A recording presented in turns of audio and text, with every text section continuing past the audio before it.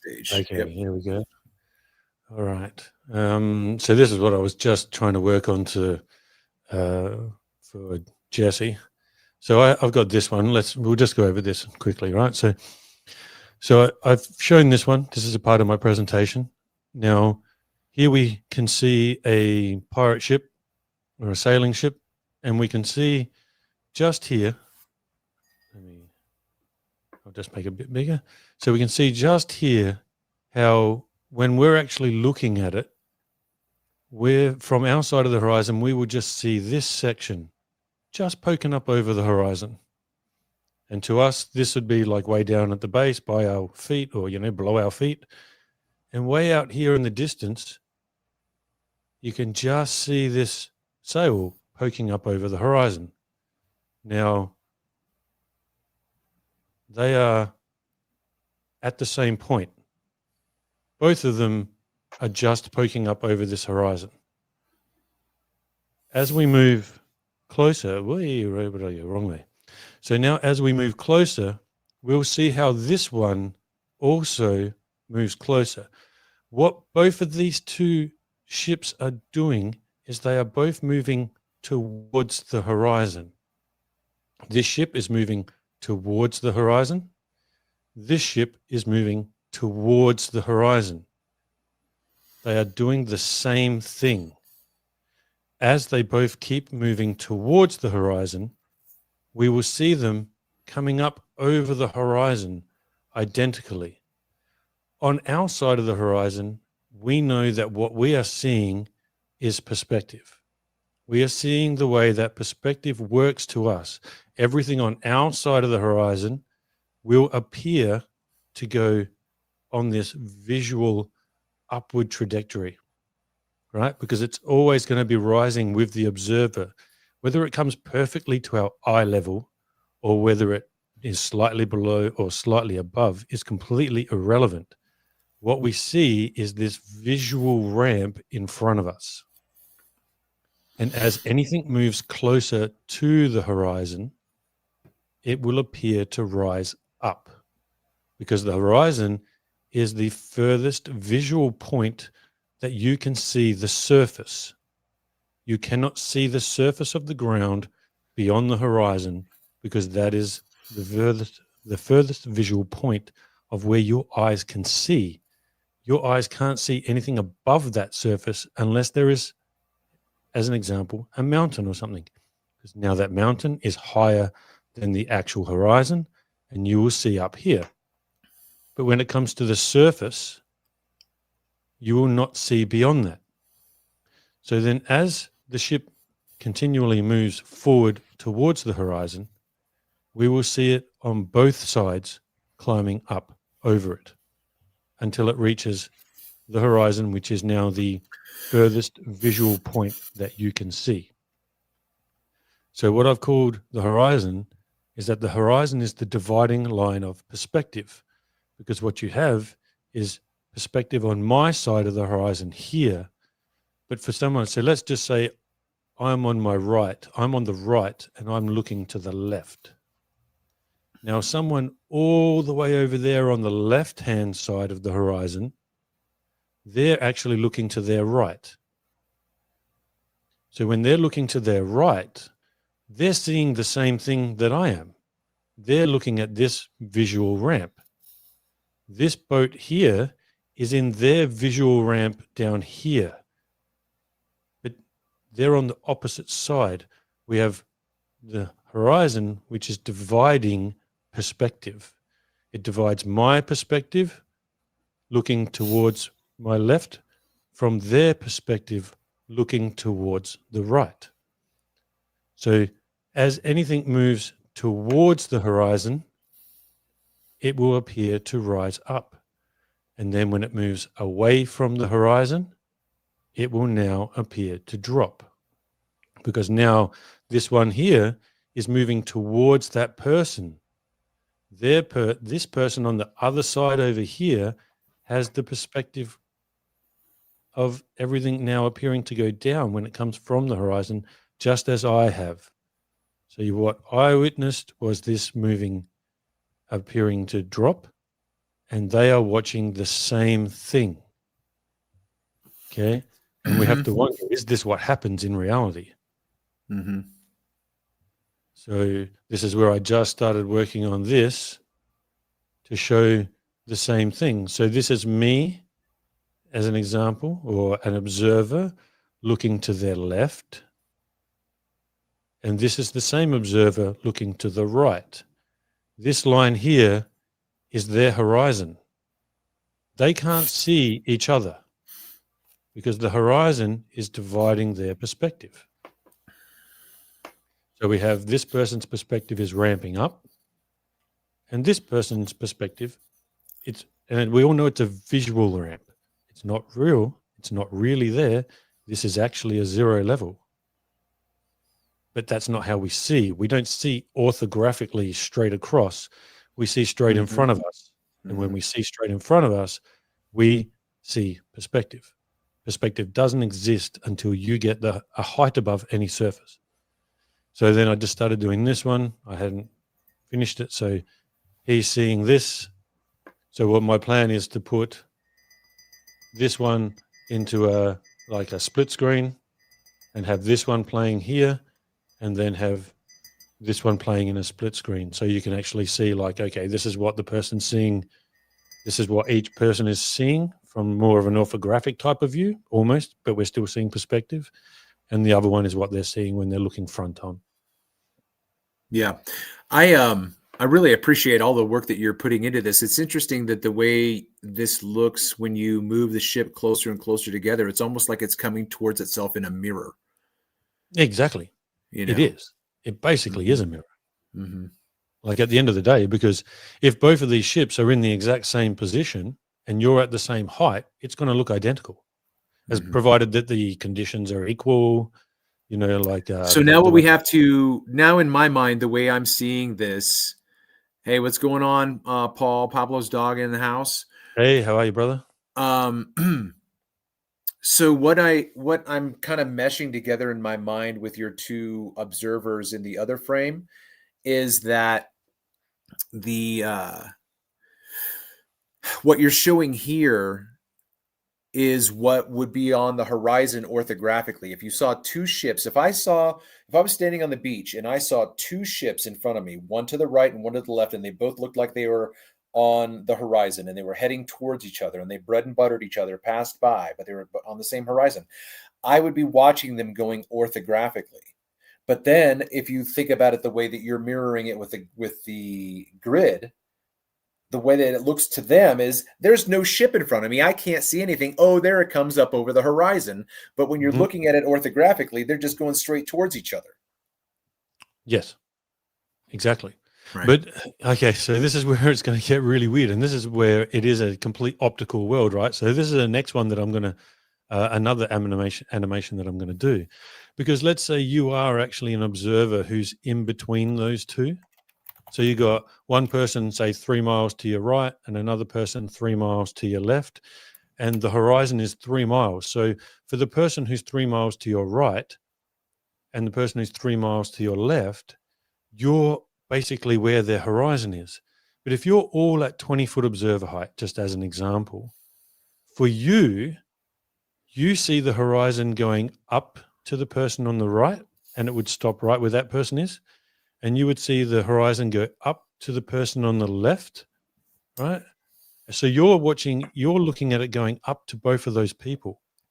But to each of those people, they're looking at it coming up towards you. They're not looking at it going down towards you. They're looking at it going up towards you. Now, I don't know if you're, it's again. There's a hump. There's a hump between the two of you, Paul. Yeah, but that hump doesn't exist. You're in the middle of them. It's crazy. So here is, this is where I went and actually filmed this. So this is a friend of mine. This is a pretty decent sized boat, probably about 12 feet tall or so. It's a pretty good sized boat, maybe 5, 6, 7 meters long. And what happened was I'm on Brighton Jetty, which is the jetty that I quite often film. And my friend is well over here, and he is over on Grange Jetty, the jetty that I'm normally filming from. And what we were doing was seeing, well, what happens when this boat goes off, hits the horizon, and comes back to him. So does what I just explained to you, does that happen in real life? Because what I just showed you was a boat starting down low, moving towards the horizon, appearing to go up in our visual space until it gets to the horizon, and then dropping down once it gets to the horizon and moves away from the horizon. So does that happen in reality? So what we're watching here is, okay, so the jetty's actually over here, and what I wanted him to do was go straight. But I realized afterwards, well, hold on, I'll go to a different one and I'll show you. Just up here. Hey, Paul, can I just stop you just real quick? Of course. Hey, what if both of us take off of the video? I think you were lagging just a little bit with your vocals, with the audio, but I think if we maybe save some bandwidth, I'm just guessing. I'm turning my camera off just to hopefully. Okay, I don't know how to turn my camera off. All right, no worries. Don't worry about it. Yeah, I don't know. So are we lagging? You can't see it? No. It was just your audio that was lagging a bit, but it's just keep going. Okay. Can you hear me okay now? Yeah. Mm-hmm. That's better now? Okay. So, all right. Let me just turn this down. I love it that you've got the POV on the boat. That's awesome. Yeah. So here we go from the person on the boat. So he's heading here towards me. This is me here. I'm on Brighton Jetty right here. And after seeing this, I was kind of spewing because what I wanted was to have it so that they would see the horizon moving away. But I should have had my GoPro zoomed in for them more.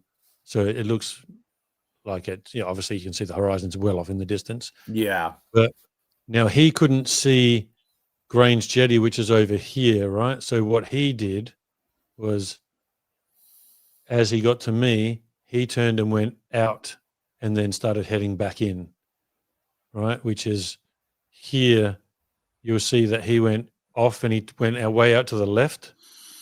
But I wanted him to go straight. But then I realized afterwards when I saw this, he didn't know where the jetty was. He just followed his GPS because his GPS told him to go way out here and then cut back down. And that kind of meant that both me and my friend had to look for him when he went past. Yeah. So it was kind of a bit of a bugger. So next time, I've had a chat with him. Next time he's going to make up his own GPS coordinates and then follow them straight from jetty to jetty. Okay. But now, as we see here, we watch him moving up. We know that he's going on an upward ramp because look at this part of his path is all the way down here, right? Mm-hmm. This part of his path is way down here within our vision. Now, this is all visual. We know that he's not actually going up. This is all visual. Everything is optical. So he started way down here, and now all of a sudden he's all the way up here, but he's still below the horizon. And then as he gets to the horizon, he keeps going up and up and up more. Now, my friend couldn't see him yet because he was basically trying to look straight across at where I was.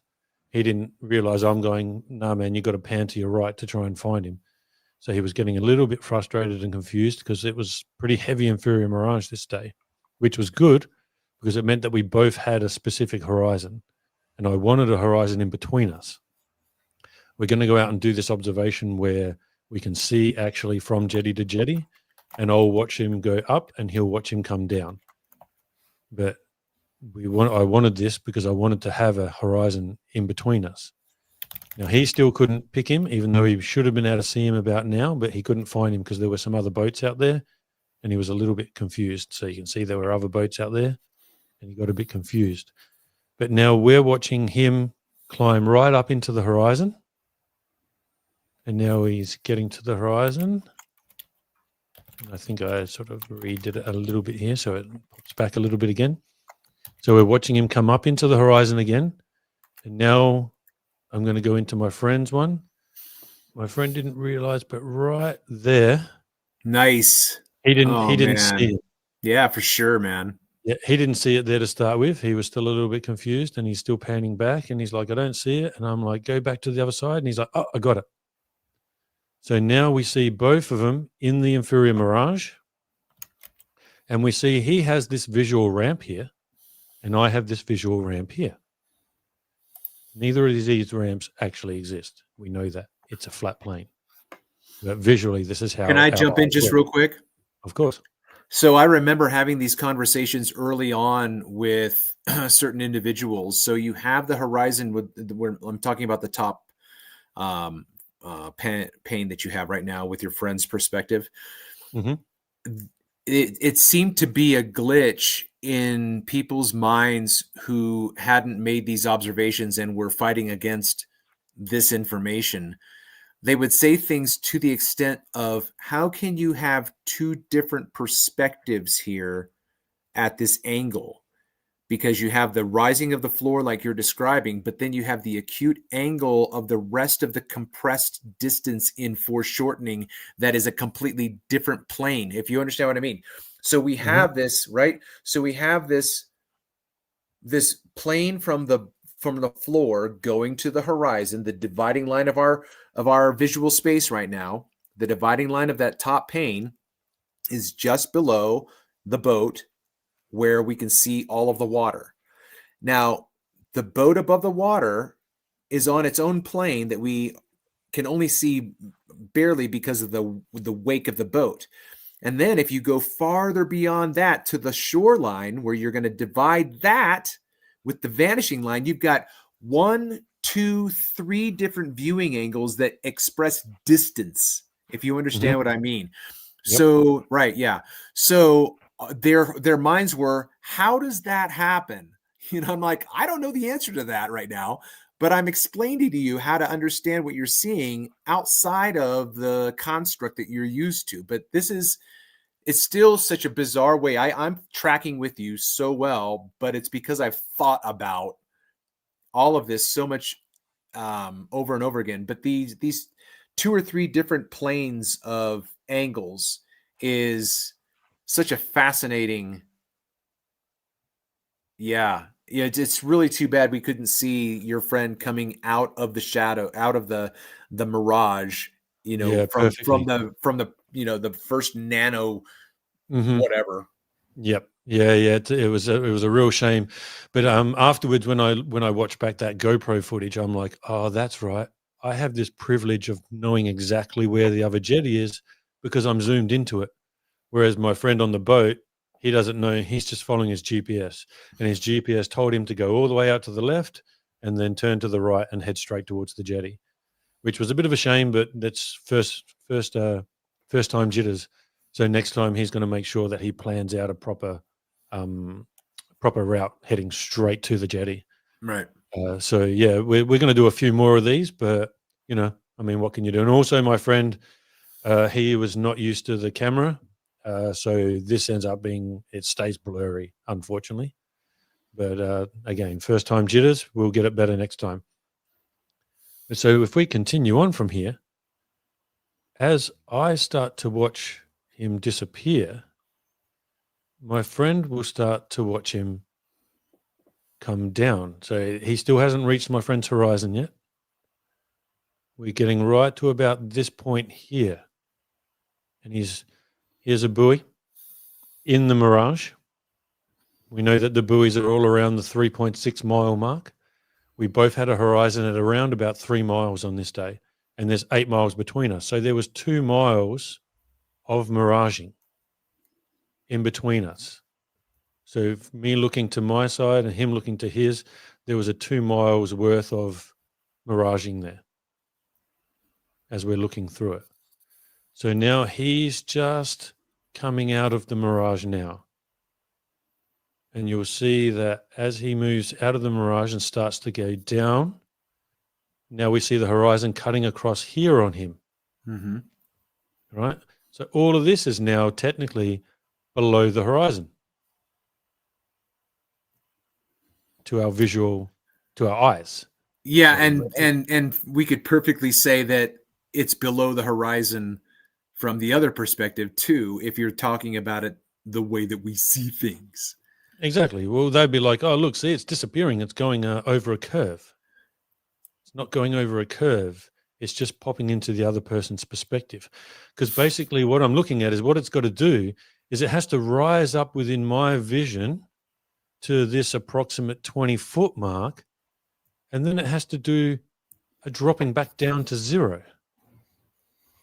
So I'm at 0 technically. It's got to look like it's going up and down, or it's at 0.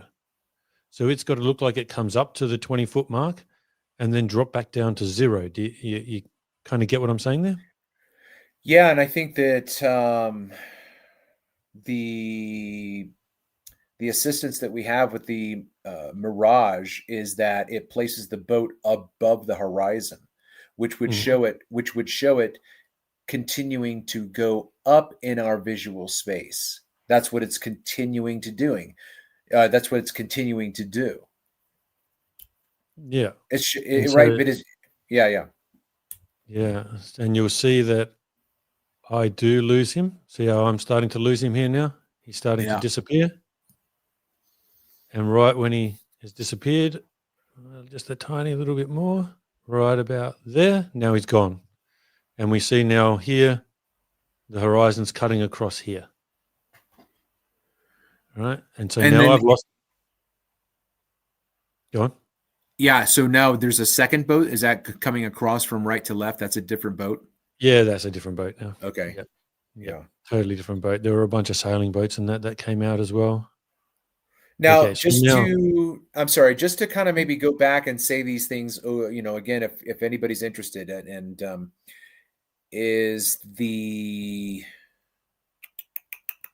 point that I was making about the help that the mirage gives us, because it breaks the plane of the horizon and goes beyond the horizon, keeping in line with perspective and angular resolution, because it's continuing to rise up farther to where it's finally going to vanish at the vanishing point. So then you have the apparent horizon created by the mirage, which means the reason why I'm using that term of apparent horizon and not being redundant is because above that line and farther away in the distance is where the vanishing point is, which is where really the true limit of our vision is. It's just behind a mirage at the same time, if that makes sense. yes, because, okay, so in the past, I've said things like, see how we have the mirage cutting here? Well, some people would say, oh, that's where the horizon really is. But then if I was to just reverse this back a little bit here, this point right here would be higher. So we can see that this, I'm disappearing just up here and this one's down here. See, so I used to say that, okay, this point here of the horizon, or people would say this was the horizon. I'm like, well, clearly that's not the horizon. This is the visual horizon. This is what we see. So this is the horizon. Right. And this always, and the mirage always brings the horizon lower. It makes it appear lower. So this would be 100% below my eye level right now. There's no way this would be at my eye level because this had been brought up. Now, the further we see, the more distance we see, the more this perspectively will rise up higher. And even at this point here where I'm disappearing here, on another day, the horizon could actually be up here. The horizon could be way up here somewhere. Should we find it? I can show that. I'll demonstrate that after. Yeah. I'll show you the difference between the two. Right. Okay. Okay. So here we now see, for my friend, it's dropping. See how we see the horizon up here now? Okay. So I've totally lost it. I can't see it anymore. And it is dropping below. Finally, it comes into a little bit more clarity. And when he eventually, when the boat starts to turn, look at how high up the horizon is. Now, if he'll be getting pretty close here. Now, did he turn around and go back towards you? Yep. Okay. So good. we'll watch it go the other way. But this one here will end. So this is right here is where he turned. So you can see this is Grange Jetty right here. And this is where he starts to turn. So that's at this moment right here is where he turns. Now, my friend turned his camera off, got a little bit confused, and then turned his camera back on about here. Right, so we'll still see him rise up. We see the buoys over here. And now I'm having to try and look for him. There was a whole bunch of sailing boats and everything out here at the moment. Clearly, I couldn't see him at the moment because I won't be able to see him until he gets to about this level above the horizon. So I can't see him at all at the moment. Even if I was pointing right on it, I wouldn't be able to see him. So we watch him go up visually into the visual ramp.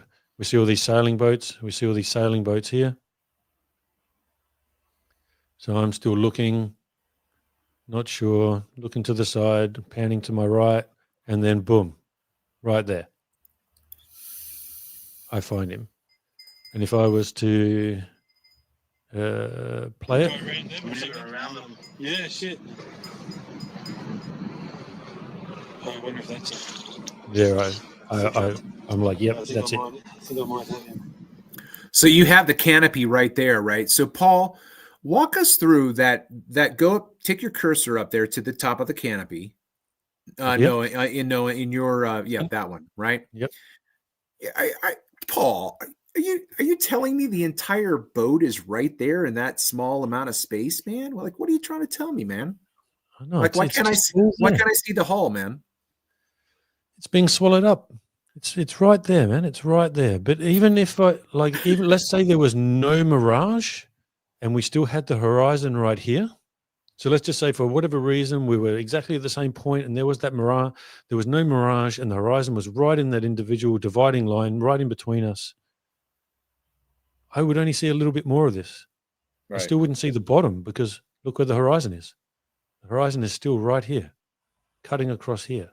So I wouldn't see the bottom of this boat because I've still got this perspective that I can't see. So then how would you describe what it would look like in your mind if there were no mirage there? Because the mirage that's there at the bottom image, if you want to just go to the top of it where the canopy is. There? Yeah, the top of the canopy is the physical target, and then right below it is the mirrored inverted image.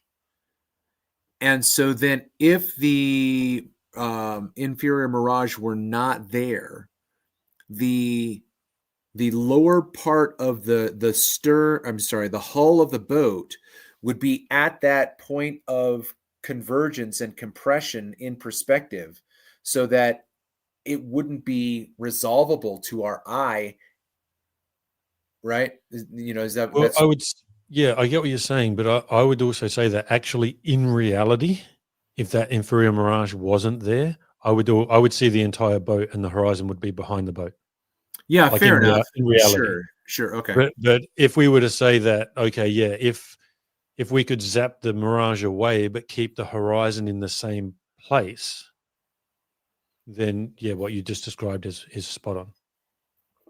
So Pablo's dog asks, Paul, Yep. how often do you see these mirages across your hundreds and hundreds of observations?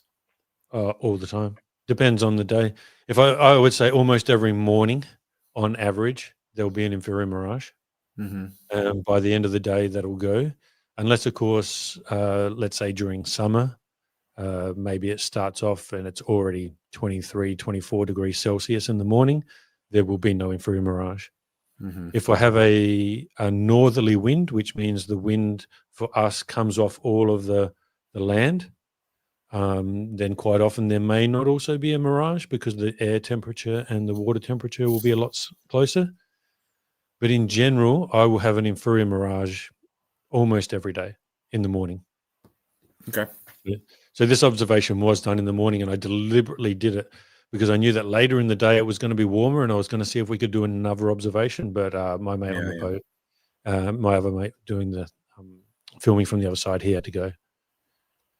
But yeah, so now we see it, and we'll see him pop up, and he gets right to the horizon, right about there, somewhere around here. Now he's on the horizon, and I'm seeing to about here now. Right, so the mirage is still impeding what I can see. Mm-hmm. And now as he starts to come closer towards me, he's going to start disappearing from my friend. Unfortunately, he's not clear, so apologies for that. But we can see that the bottom of the boat is, we can see the miraging happening here. Mm-hmm. And now as he keeps coming towards me, I will now watch him now that he's broken free of the mirage. So right here, right about, where are we going? Right about there, somewhere around there. He's just breaking out of the mirage right now. Mm-hmm. And now what we'll see is him visually come lower in my vision, and he's right there for my friend. Higher, Just see the higher in my canopy. vision, right? Mm-hmm. Yeah, we can just see the canopy, and we'll watch him now get lower and lower. Look at where the horizon is now. Horizon is above his here. The bottom of the boat is all the way down here. So it's physically impossible for my friend to now see him because he is below the horizon. And as it keeps getting closer and closer, we'll see it do the same thing.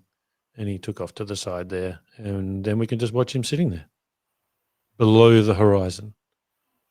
Not actually below the horizon, because even though people don't like this word, I'm going to use it anyway. We are not retarded. Our thinking has not been retarded. We can know that he's not actually below this horizon. This is all optical. In the same sense of when it's like this and I can't see him, he's disappeared. He's not actually below a horizon. He's not physically below anything. He's just optically below perspective and the way that our eyes work. Mm-hmm. Right. Yeah. Yeah. And so the beauty, I think, of what you just demonstrated with the reality to be, juxtaposed to the grid that you put up with the schooner ship or whatever it is, the whatever, the freighter. Right. So now that I've just shown that, now we can see what I mean, that as something approaches the horizon, and it doesn't really matter what it is. We could put a building here. Oh, that's what I was going to say. So this could be a building that's close to us. And then we put another building over here, the same size, and another building over here, and it's still going to do the same thing. And then when we put the same building back there, the same thing's going to happen. It's now going to start to disappear. It doesn't matter whether it's a boat, a building, a mountain. Doesn't matter what it is, the effect happens. Now, the thing that I was thinking about when I brought up this last point of the contrast between what you did in reality and what this looks like is that we don't see the effects of the condition of the medium affect the grid. Like it's too pristine, right? You know what I mean? Like this is all sharp lines and whatnot, and everything just gets so distorted and so displaced and so magnified and compressed that it's just so interesting to watch the two different perspectives that you were showing. I would just really appreciate that. Yeah, no problem. So the main point is like the way that we've got to look at it. And also, let me just throw this in. Now, if I was to go back to, was it that one? No, it wasn't that one. It was this one. Okay. So if I just skip back here again, sorry, give me a second to find it again. Actually, that's pretty cool. I'll show you that stuff as well. Oh, God, how far down is it? Did I lose it? Just, holy shit. There's too many slides. Too many slides. Yeah, trying to find it. Anyway, let's just, we'll just, because it's too awkward. Yeah, it'll come back up. Yeah, it'll come back up sooner or later. All right, let's get rid of that one. Okay, no, cancel that. Let me just do this. Okay, so when it's on our side of the horizon, we're negating refraction. We don't really have to talk about refraction when it's on our side of the horizon. It's all this stuff way back over here. This is where the refraction's really gone crazy, right? Now, obviously, as it gets closer and it's still a few miles away, yeah, sure, it's going to start going through some refractive things. If we could have a bit of a superior mirage going on still in front of the horizon, and this boat could be stretching and warping and all kinds of weird things. But in general, when it's right here, right in front of you, no one can claim this is refraction. It's got nothing to do with refraction when it's like 200 meters in front of me. It's not refraction isn't making this happen. I've just labeled, like, as a little extra thing, little tag phrase or whatever, perspective through refraction. And that's what we're getting. This is perspective. This over here is through refraction. Once it starts to get way up higher in our perspective grid, as it gets to the horizon, now we've got perspective through refraction. Now all kinds of funky things will start happening out here somewhere and beyond here. But when it's like right here, this isn't refraction. I mean, you could possibly say to an extent it is, because refraction's happening at all points, but the refraction right here is extremely minimal. So Just no like one the can curve, sit there. man. That's just like the curve, bro. Yeah, exactly. So right here, this can't be, no one can blame this bit on refraction. This isn't like, oh, this is just all refractive effects, and oh, we can't determine what's going on back here, and you can't say the difference between refraction is causing the globe to being flat or blah blah. Like, you can't argue refraction here, right? So that's the beauty about this argument as well. Is this argument is height based. This is purely your height above the surface. So just real quick, because you had a crow's nest on the image there, I was having a conversation with a friend of mine, and he brought up the fact that he didn't use this example, but since you have it here, he would have said something to me last night in our conversation. Yeah, but I'm going to climb up the mast and I'm going to see more of the ship ahead of me. That was his reply as we were talking about this very thing. Right. Okay. And that's where we bring this in. Okay. So what causes perspective in the first place? Mm-hmm. Why do we see in perspective? Why do we see this visual ramp? Why does that even happen in the first place? So if you're here and you're this little person in this helicopter, let's say we've gone out to the beach. It's a perfectly, absolutely, there's not even a ripple in the water. It's so flat that we dig a hole in the sand, we stick a helicopter in there, and we get the person's eye level so perfectly in line with that, with the surface, that now you don't see any surface. All you see is that line right in front of your eyes. You can't see the surface beyond your eyes because you're so perfectly in line with it. The surface doesn't exist. All you see is a line. Mm-hmm. How are you going to create a surface in front of you that you can see? What Elevation. creates that? Exactly. What creates that visual ramp? So I forgot to put this there. What creates this visual ramp? Hey, look, man, all you have to do is do the exact reverse. Go back to that last grid right there. What would you do? Well, let me ask you this, Paul. Paul, how could you make all of those squares and grids disappear in your eye line? What could you do, bro? Yeah. You could put your eye line dead in line with whatever surface it is. You so it doesn't matter what the surface is. Yeah. If you got a table, everyone's got a table at home. Everyone's got a surface somewhere at home. You can literally put your eye line down to a point, like put a whole bunch of things on the table. Now put your eye line down perfectly in line with it, and all of those things will look in the same plane. Mm-hmm. Now, how are you going to get them to the point that you have that perspective view of them? Nice. Yeah, absolutely. Right? Yeah. To be able to have that perspective view of them, to be able to get, like, how are you going to get this? Because that's how we see in reality, right? This is how we actually see. We see everything ramping up. We see that this arrow is below this one, below, or above, sorry, right? So how are we going to get that? So when we go here, the only way for us to get that in the first place is to rise above.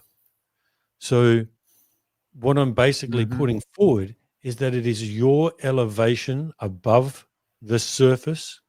That's what creates the horizon. Mm-hmm. That's why we have a horizon in the first place. And then refraction will tell you the distance to that horizon, whether that be close or far. Yeah. So it's refraction that causes how far away the horizon is, but it's your literal height above the surface that creates the horizon in the first place. Because if we aren't above the surface, the horizon's right in front of our eyes. Now this here, we could say that if let's just say I only rose up 1 millimeter. If I rise up 1 millimeter, I create a 1 millimeter of perspective. That would be a 1 millimeter little visual ramp. And if we were to place all different things there within that 1 millimeter, they will still look like one's lower than the other one. But they're not. They're still on that same plane. So it doesn't matter how high you go. Even if you just raise up 1 millimeter, you are going to create this visual ramp. So it's your height above the surface that creates the visual ramp. And if you've got different height surfaces all around you right now, and you look, the perspective on each one of them is slightly different. This is it's not a theory. It's just how our eyes work. It's not an idea. It is how we see. Now, our cloud layers are the same, because when something's above you, now as you move up towards it, you're losing that visual ramp, because that's just a ramp that goes down, because we have that convergence, right? So we have the convergence of the sky and the ground. They converge together. Now, what I'm saying also about the horizon is it's that dividing line of perspective. It's where convergence turns into divergence.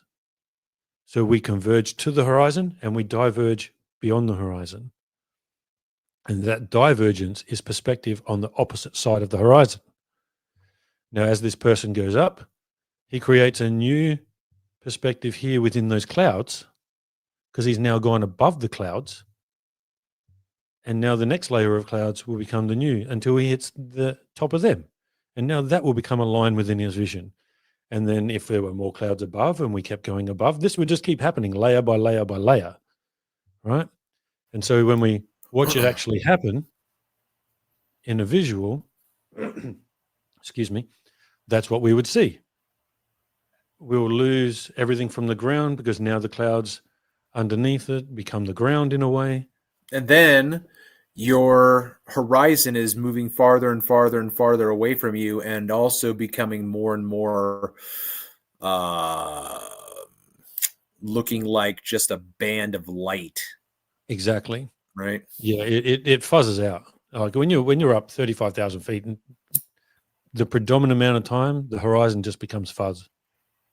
And I've been in planes plenty of times. I was literally just on one 2 weeks ago. So I've been on hundreds of plane flights. And so does the horizon appear to rise with you? Well, if I do this and we see this horizon appearing to do that, it's pretty easy to understand what's going on. Why is this happening? Right? Why is this happening? It's obvious to understand that we know that that is happening because I am the one that is rising. Let me go to this one here, because this one here has a few more visuals. I'll go over this part here with you in a moment. This is pretty cool as well. But just while we're on this one point, I'll keep going on this one point. Okay, so we just watched this. All right. So we just saw this, and the way that the clouds all here will all change perspective. And now we see this ramping up of perspective in the clouds here, just the same as we see the ramping up in perspective of the ground. Now, is that what we actually see? Do we see that within the clouds? And do we see that as you lower yourself down, you will get to a visual line? Now, unfortunately, this plane didn't quite go, or the video of this plane didn't quite hit the horizon to completely take perspective away. But we can see it happening. We can see that as it comes down, this visual ramp that we see is disappearing, and it's becoming a line. And that line would be our horizon, right at our eye level. And so we go to the next one, and we see the clouds above creating this like tunnel effect, ramping down, the ground ramping up. This one here, down to bottom left, we see that tunneling again, and the ground doing the ramping up again of our visual perspective. The next one, we're now well above the clouds, and we could just say that that bottom cloud layer is the ground. Just put land there instead. right? It's the same thing. Doesn't matter how high or low you are. Perspective works the same no matter where you are. It's just, And how now about we're in. this? What if the lower you are, the more severe the floor rises? So the higher you go, it's almost like, if you can remember how I did my example with my cribbage board, and I held the board up and I said you could see Yes. everything, and then if I lower it and lower it and lower it, like you're going up and you're going down. Mm-hmm. So if we're on the ground looking out to the horizon, the floor has a more severe rise up in front of us. It apparently rises up. And then the higher, like in this left pane that you have, the higher you go, it seems to almost flatten out that horizon because it stretches it out so far. Do you understand what I mean? What Yep. I'm trying to? Yep. For sure. And Yeah. also with the compression of the way that perspective works, and I'll show this a little bit later. But so with that compression, if you have obviously, let's just say you're only at 1 foot and your horizon's 15 miles away, you've only got a 1 foot of perspective. Everything 15 miles away is going to be so compressed because it's being kept in that tiny little angle. So even though you can see 15 miles, those things at 15 miles away are probably going to be so compressed within your Rayleigh's criterion, within your angular resolution, your angular vision, that you're not really going to even see those things at 15 miles away. Now, if that horizon on a different day was still only 15 miles away, but now you're 20 feet above the surface, those things that are at 15 miles will be a little bit more visually within your visual view, within your field of view. You'll be able to see them, provided obviously you have a camera to do so, because 15 miles is a long way away. Right. Yeah. And so when we go up and down, is it what we see? Do we see things disappearing? Do we see things, appearing? You can see this little one all the way back here starts to disappear. Now, if I go like I'm this. sorry. Just real quick. Is this your footage? You did this? Yeah, I did this. Okay. And so you've just got a camera that's able to just go at a vertical ascent and descent? Well, what I did was I basically had my camera on the tripod and I set it up so that the arm extension of the tripod, I just lifted Sure, that sure. and then I just Yep. lowered Okay. Yep. all Okay. the way down. And then here, what I've done is I've just done sort of the Ken Burns type thing on your thing where you can zoom in. So as it went from one bit, it's going from this like sort of slightly zoomed out and it's zooming in. But that's just all after editing. But now when it's at this point here, see how we can still see the lines, the grains? So we know that we're still above the surface because we can see the perspective. We can still see the surface. Now, these are 1.4 meters away. This is I think it was 1.8 meters away. And this is 2.97 meters away. So this is just over 9 feet. This is Okay. about 1.8, so more like 6 feet. And this is more like about 4 feet. Now, as I'm lowering myself, see how we can still see the lines? So we know that we're still above the surface because we can still see the surface. We can still see those lines. So we know we're still above the surface, right? We haven't dropped below the surface yet. As I go down lower, we can still see the lines and see how now right here, this is starting to disappear. But we can still see the surface. See how you can still see the line? Still see those grains. So we know we can still see the surface. And I go a little bit lower and we start to see this disappearing right here. So now technically our horizon has moved to 1.8 meters away. I've made a horizon within a 3 meter distance and it's created right here. Mm-hmm. And now as we go, we can still see the lines and this is starting to disappear. Right? And now, obviously, we've now got to a point where the surface has now disappeared. So now we're probably saying I might be just starting to drop below the surface because now we've lost this. Mm-hmm. But you can still maybe even just see a tiny bit of surface, and we've lost this line right here. Right. So what's that top band in the background? Was that part of the wall? Fascia? No. I just put a board, this thing here. I just put a board up there and put a bunch of lines on it so I could see whether or not any lines disappear. Yeah. Okay. So what made the gray part of that plywood? Just like a Sorry? tape? Just like tape? What's This that gray? gray bit here. Yeah. Oh, no, that's lines. I drew, they're blue lines Okay. like this. I gotcha. Okay. I gotcha. Yep. So Okay, then, oh, Yep. Oh. you flipped it upside down. So yeah, I just flipped it upside down and says, well, this is the same thing that happens as we approach the clouds. We lose perspective as we approach the clouds. And then when we would go past the clouds, Tripping me out, man. we then would go past the clouds, just like I showed with the helicopter, my little helicopter animation. Right. So as we approach the clouds, we have this flat layer of clouds and we will lose perspective of them. And then we would from here now be popping through the clouds. And when we pop through the clouds, I guess if I went to all the way over to here, we would pop out of the clouds and now we would go up.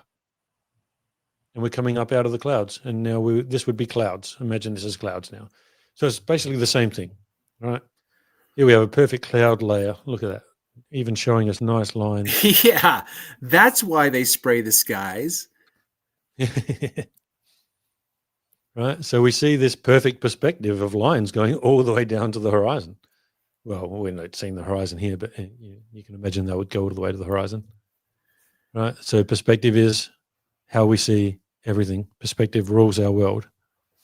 Let me get rid of this little thing. Just to let you know, we do have a token troll in here letting us know that the dip of the horizon is predictable and measurable, Paul. Okay, cool story. Yeah. So refraction is predictable and measurable in a certain sense. Once we get to a certain point, we have an idea of what's going to be going on. We have this bending of the light, and the bending of the light is going to bring that horizon closer or further from us. So I just say big deal. Who cares? But here we see perspective going to our right, perspective going to our left. Like perspective is not just some artistic thing. If you don't draw in perspective, you don't see the world for the way the world actually is. Perspective is just how we see the world. It's not just a drawing thing. Some people try and say, oh, well, perspective is just used in drawing. No, perspective is used in drawing because that's how we see the world. And if you didn't draw that way, it wouldn't look real. Exactly. Like, Not only that, but think about this, man. This is my own opinion. I don't know if anybody else has ever said this. So, if I'm repeating someone else, I didn't know about it. Part of my argument against light traveling forever is that I'm not constantly seeing shit come into my face.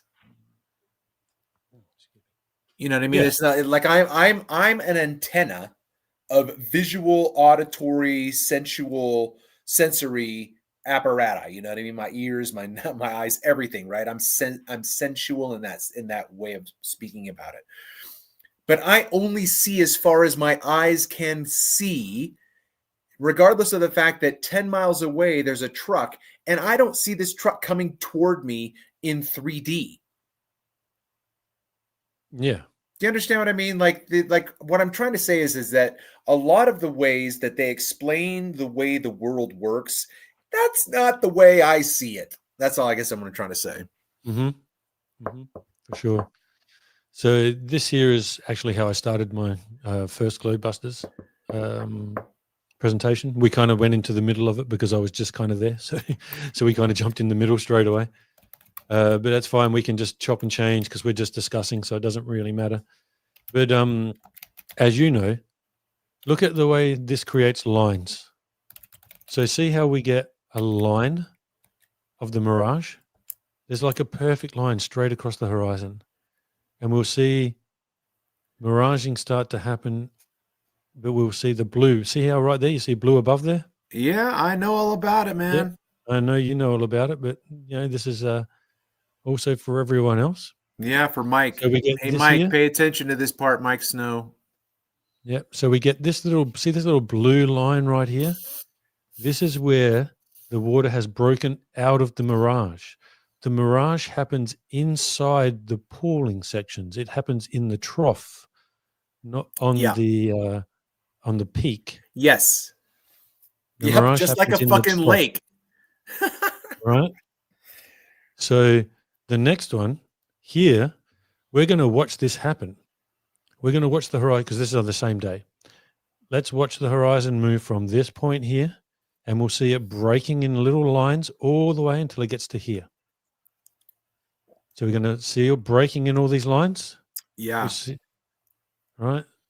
So this is in a bit more fast forward than the other one. And we see all the lines through here. It's like a perfect grid. It's like the ocean actually has a grid. If I turn my camera to the... Yep. Can you go back to where it started? Go back to the beginning. Yeah. I'd be interested. Yeah. Right. So there's the boat. If he's just trolling or whatever, not going too far, like I would be interested in starting out right there, like putting up a control line and then watching how, because in my opinion, we're not just seeing what you're showing us, but why we're seeing it is because the conditions of the medium are changing in front of your eyes. Mm-hmm. Well, if we go from there to here, there's the buoy. Wow. That boat was here. Yeah. That boat was down here somewhere. That's what I'm talking about, man. Right? Yeah. So we sort of go into a full-blown fast forward. But now we see 1, 2, 3, 4 lines. You guys can see my mouse, can't you? My cursor? Yep. That's fine. So we've got one line, then dark blue, miraging line, dark blue, and then miraging line. So this is the way the mirage breaks up. Yep. Now let's just imagine you guys call it a deck, I think, like a patio type thing, a deck. Now imagine that these are all the planks of wood on the deck. Right? You're with me on that one? Sure. Uh-huh. Yeah, so you've got a deck and it's just planks of wood. Now we can see all lines here as well. See all the lines here? Come on, tell me what those lines are called, Paul. Tell me what they're called. Make me proud. The ether band. Well, okay, so I'll pardon you, but yeah, these I call aqua bands because they're the coloration of the water. But right. Yep. You're perfectly in line with what I'm talking about, though. Yeah. Yep.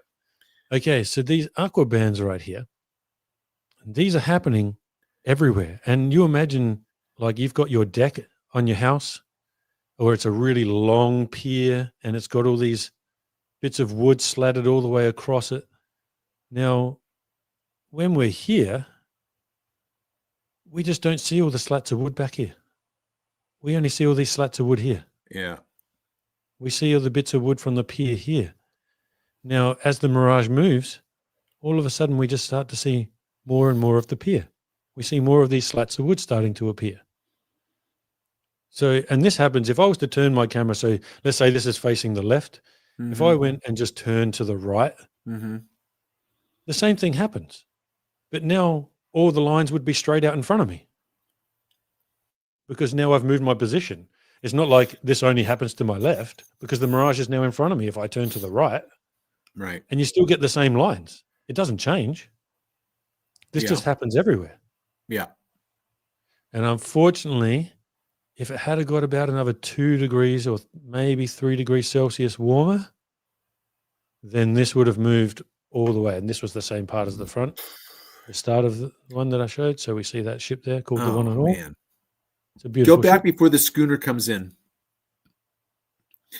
Like, I'm trying to watch that distant landscape because it seems to me that it holds its position pretty well. And it's just that the horizon is getting closer and closer and closer to it, man. That is wild. Yeah, it's pretty crazy. And now we see this dude had moved back in and he's over here. But that's about where he was anyway. He was down here. And see how now perspective has moved up? Yeah. All of this has moved up? Yeah. This is. And see how it looks like it's good he's shit, almost man. on the... See how he's like, it's still up slightly higher. Yeah. Yeah. but it's Yeah, but almost that's the the same different plane. Right. But that's the different plane. That's what I'm Yep. talking about. Here, yeah, And it's now when we go shallower, it's here, shallower. Yeah. now it's a higher. There's more of a gap here because he would have to be literally looking as if he's dropping. Okay, and within my thing, I was like, "Yep, this is a trigger warning for all the Globers. You're going to hear perspective a lot, and we know that they don't really understand or like the word perspective." I say horizon a lot. I always do this where I give all you guys props because you came before me, and I learned a lot from all of you. Hey, man, props to you, brother. From Heath to Pavlos to Paul there, Yeah, shout out to Skyfree all right these away, beautiful people. and even Phuket Words done some amazing stuff on Oh perspective. yeah, Nick is amazing. He's Nick done would some Nick really would good love work. to have you. I'll try to send him an email. I'm gonna write myself a note right now. Yeah, Because Nick would definitely have you on, man. yeah. As a matter So of this was, fact, he should be up right now because he's in yeah, I where's think he's only a Phuket? couple of hours in front of me. Let's just skip through some of this stuff. We don't Yeah. need to see that. So this is where here is where I would say describe the horizon is the dividing line of perspective. So this is my interpretation of what the horizon actually is. The horizon is the furthest visual point where you can see the surface. It is the furthest visual boundary where the sky appears to meet the ground or water, and all visual paths converge to a vanishing point. But there's an extra part. It's where convergence ends and divergence begins. Yeah, the And divergence part. That's the whole thing that I was talking about before. You have that visual divergence because you're on, like you've got the floor of the ocean, right, or the floor of your visual space, which is the ocean. And if we're following the reflection of the sun up that way, as mhm, soon as you get to the horizon, what's ever beyond the horizon is no longer on that same plane visually. It's a mhm, completely different plane. yeah, but they still see the same thing. So in a sense, right? Because they're still seeing this as well. They're just seeing Yeah, it from the no opposite doubt. side. Yep. Yep. Like this doesn't change. And I've just proven that to you by my boat observation, going Mhm. from jetty to jetty. Like this in a way, see, this was all a concept. I was introducing this like a year ago in the very first presentations I did, but it Yeah. was I didn't have as much evidence as what I have now for it. Yeah. So You know now what I I've like? gone and collected all, yeah, sorry, yeah. No, I was just going to say, you know what I like about all of this is my learning curve as well, because I remember hearing you talk about this for the first time and just thinking, okay, and like, I understand what I'm seeing, but the way he's explaining it is new to me. So I've got to like learn the way that you're seeing what you're saying. And it was just I really appreciated that work that you did, man. It was really, really helpful in so many ways. Yeah, awesome. Thank you. And for me, this actually came from a couple of different observations and came from a lot of arguing with the Globers. So, Yeah, props thanks. to Thanks. them. Props to the trolls, man. Props Absolutely. to the trolls. Yeah. And so, what I also say is that you personally yourself, you are also a dividing line of perspective. And I will go over that as well if we have time. Now, here is where I go into it doesn't matter when something moves away from the horizon, it will drop below the horizon. And when it comes towards the horizon, it will appear to rise up. That's just what happens. Right. Yeah. Now, this is me showing it in the sense of like when we see all of these boats move away from the horizon, we see them drop. When they come back towards, we see them rise. And now this is exactly the same as what I showed before on your side of the horizon. When you see it move towards the horizon, it will appear to rise. And when it moves away from the horizon, it will appear to drop. So when it's moving away from the horizon, once it's past the horizon, it's now coming towards you. So you'll see it drop in your vision. You're seeing the same thing. We've already just established and shown that. Now, this bottom one here, all of these that are mine, these ones here, they were all from 20-foot observer height. They were all done from the jetty. This one here is from 2 feet. I was on the beach, and this was about 21 to almost 22 miles when it disappeared. And if I How pause far this, away did you have it visually? 20 about 22, miles? 22 miles or by Wow. the time it completely disappeared. Now, if I go like this, let me escape from here. What happened? What happened? Where did I go? What did I do?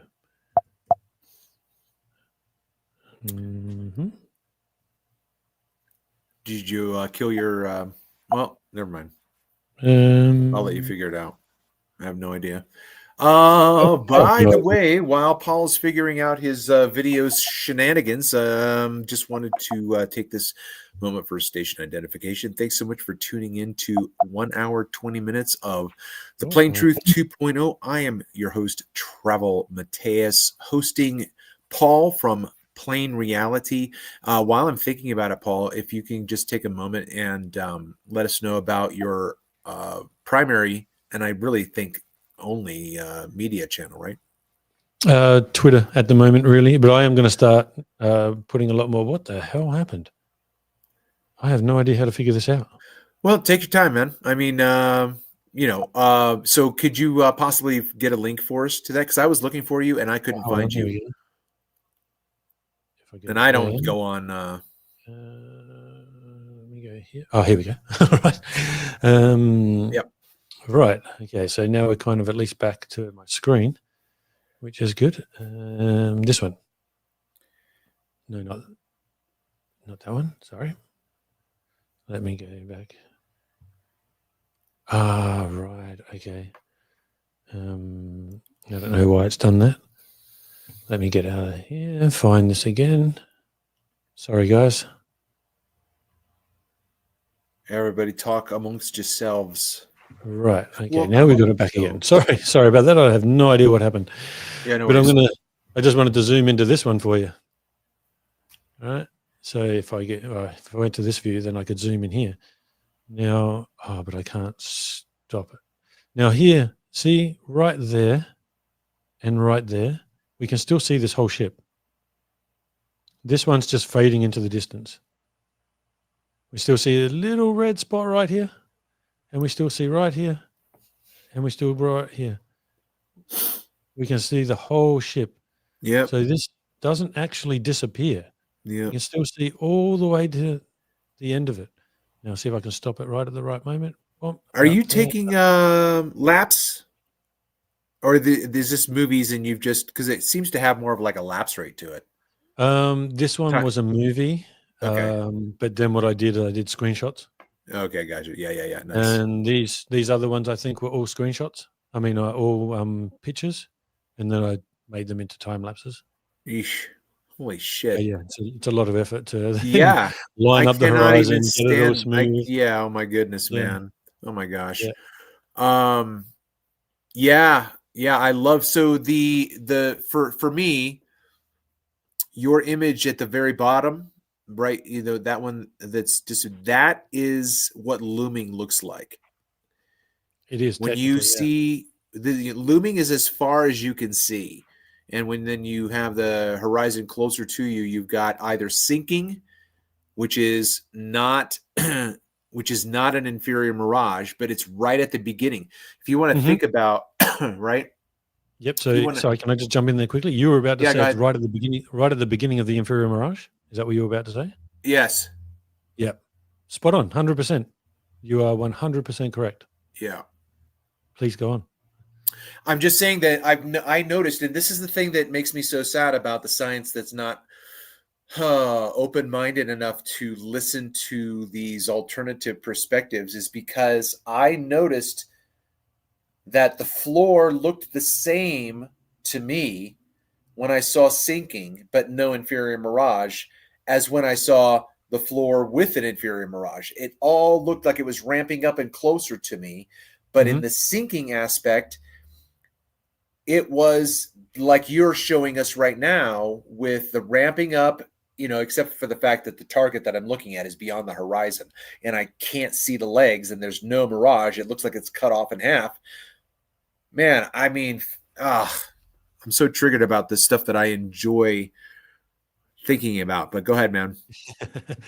Yeah, no, I completely get what you're saying, because what happens and what we see is that as the inferior mirage moves away, and that horizon is kind of rising a little bit with it as it does, it'll get to a point where right where the inferior mirage disappears, and then it would go into what they would call looming, right? But it's just the horizon is just continuously still moving forward or further away from you. Now, I was about to go into a point right there. Shit, I just totally lost it. Anyway, I'll get to it again. I'll think about it again. But yeah, so as that horizon's moving further away from you, we'll get into that looming point. But yeah, it's not that anything is actually raising up over a horizon. It's the horizon is the thing that's moving. The horizons are becoming closer to you or further from you. And also when what I think I sent it to you in just like a voice message the other day, where like we all look, and when we see an inferior mirage, everything looks closer. Like you have that feeling, right? That so all those things that are in the distance, they actually look closer in your camera. It looks like they're not even that far away. And then on the days of looming, when we get all the compression and everything looks further away, and it's compressing. It looks smaller. And then it clicked to me like, well, hold on. The horizon actually is only, let's say, 3 miles away from you on the day of the inferior mirage, and you're starting to see an image because you're seeing that mirrored image. So you're actually seeing an image start at 3 miles away. So that whole image is closer to you. Once you get the looming, now you're actually seeing where the image really is. And it's actually 15 miles away, or it's actually 10 miles away. So now it does look further because your perspective has changed. Your perspective now goes all the way to the image, because let's say the shoreline is 10 miles away. You could only see 3 miles away just before that. So your perspective can only go to 3 miles before it hits the horizon. But because of the condition of the medium. Because of the conditions of the medium, exactly. Which is producing a mirage. Mm-hmm. And so then I've been asked this question: how can you tell me that all of that physical visual space is in that tiny little degree of visual space, bro? How does that work, Paul? Yeah, exactly. Right. So how does it work? Well, basically, it's because that horizon has been brought closer to you. Once that horizon is brought closer to you, it's the horizon itself that divides your perspective. So when that horizon is now 3 miles away from you, prospectively, everything is going to appear to drop below that horizon now from only 3 miles away.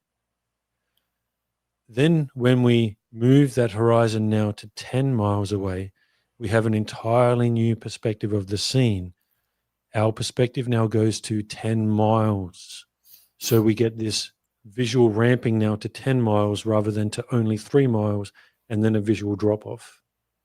And so then would you then say that let's say for instance, it's a 10-mile distance, the horizon starts at 3 miles, the 7 remaining miles can be understood to exist in that visual space in the same way that the distant squares on a chessboard are in that visual space, but you can't see them because they are at such a degree of visual angle that 7 miles of distance is compressed in what we call and know as foreshortening.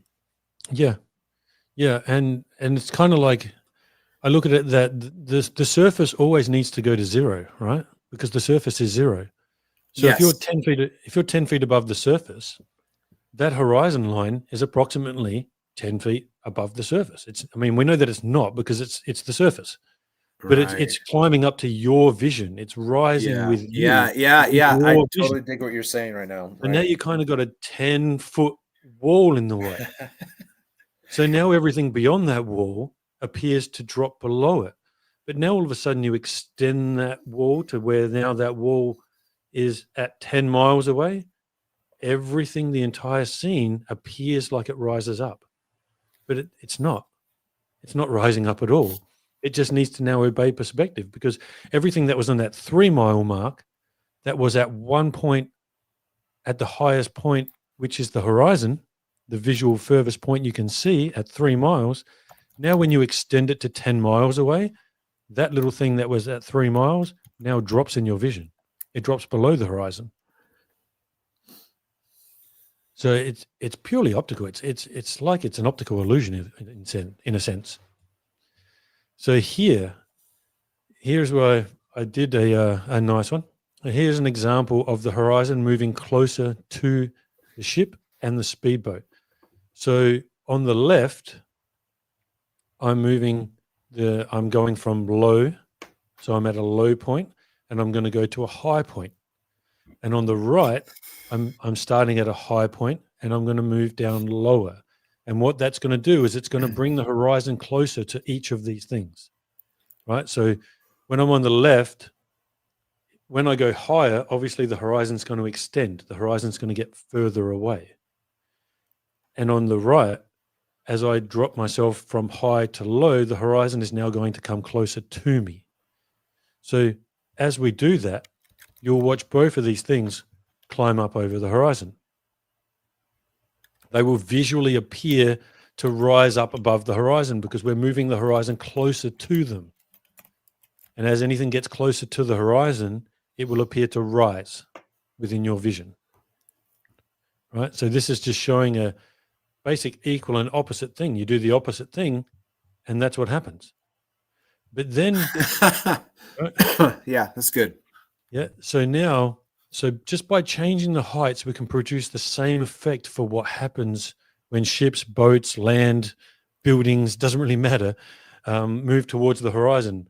Or this also happens when the ships, boats, land, whatever it is, and you have the horizon moving towards them, right?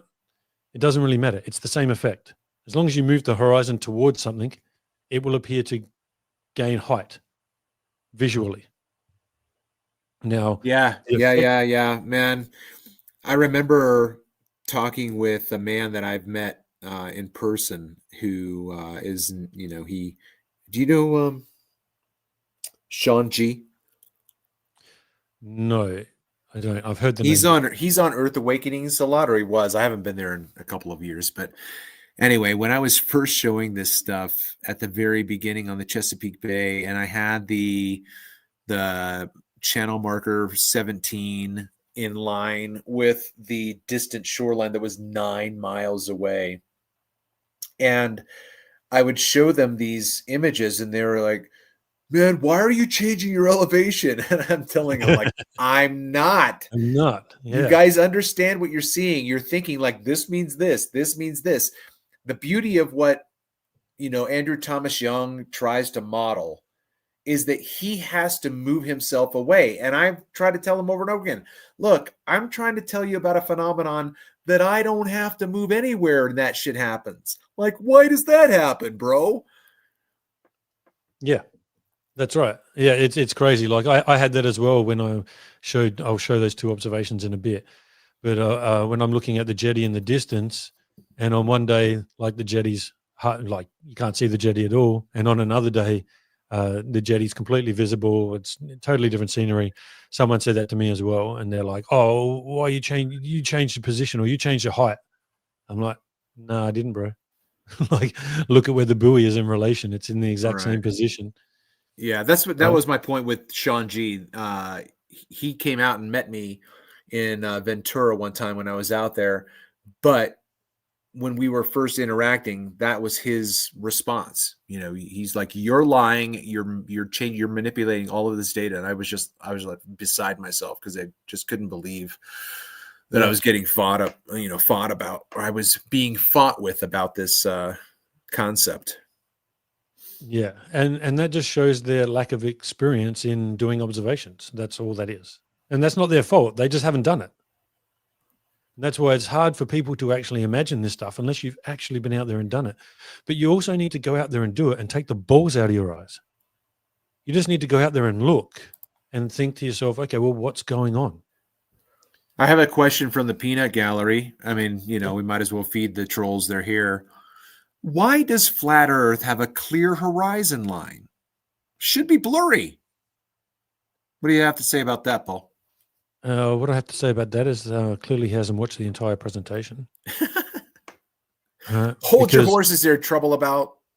Yeah, like the horizon has nothing to do with the curvature of the Earth. The horizon is purely a refractive effect. Even if you want to say the Earth is curved, it doesn't matter, right? So if you still want to have this illusion, like the horizon is there because of the curve of the Earth, you want to have this illusion, right? It's ridiculous because the horizon is a refractive effect. It moves to and from you. So you can't sit there and say like, oh, at this point here, see this one right here, see this horizon? This is the real horizon. And all those other ones, they're all Paul. fake. Listen, I'm sorry, Paul. I gotta put you in your place. Standard atmospheric refraction, bro. Yeah, well, I mean, I can show to the point. So for me, when I have an inferior mirage, so the closest I think I've ever seen the horizon from an inferior mirage when I'm at 20 feet is at about probably close to 2.5 miles.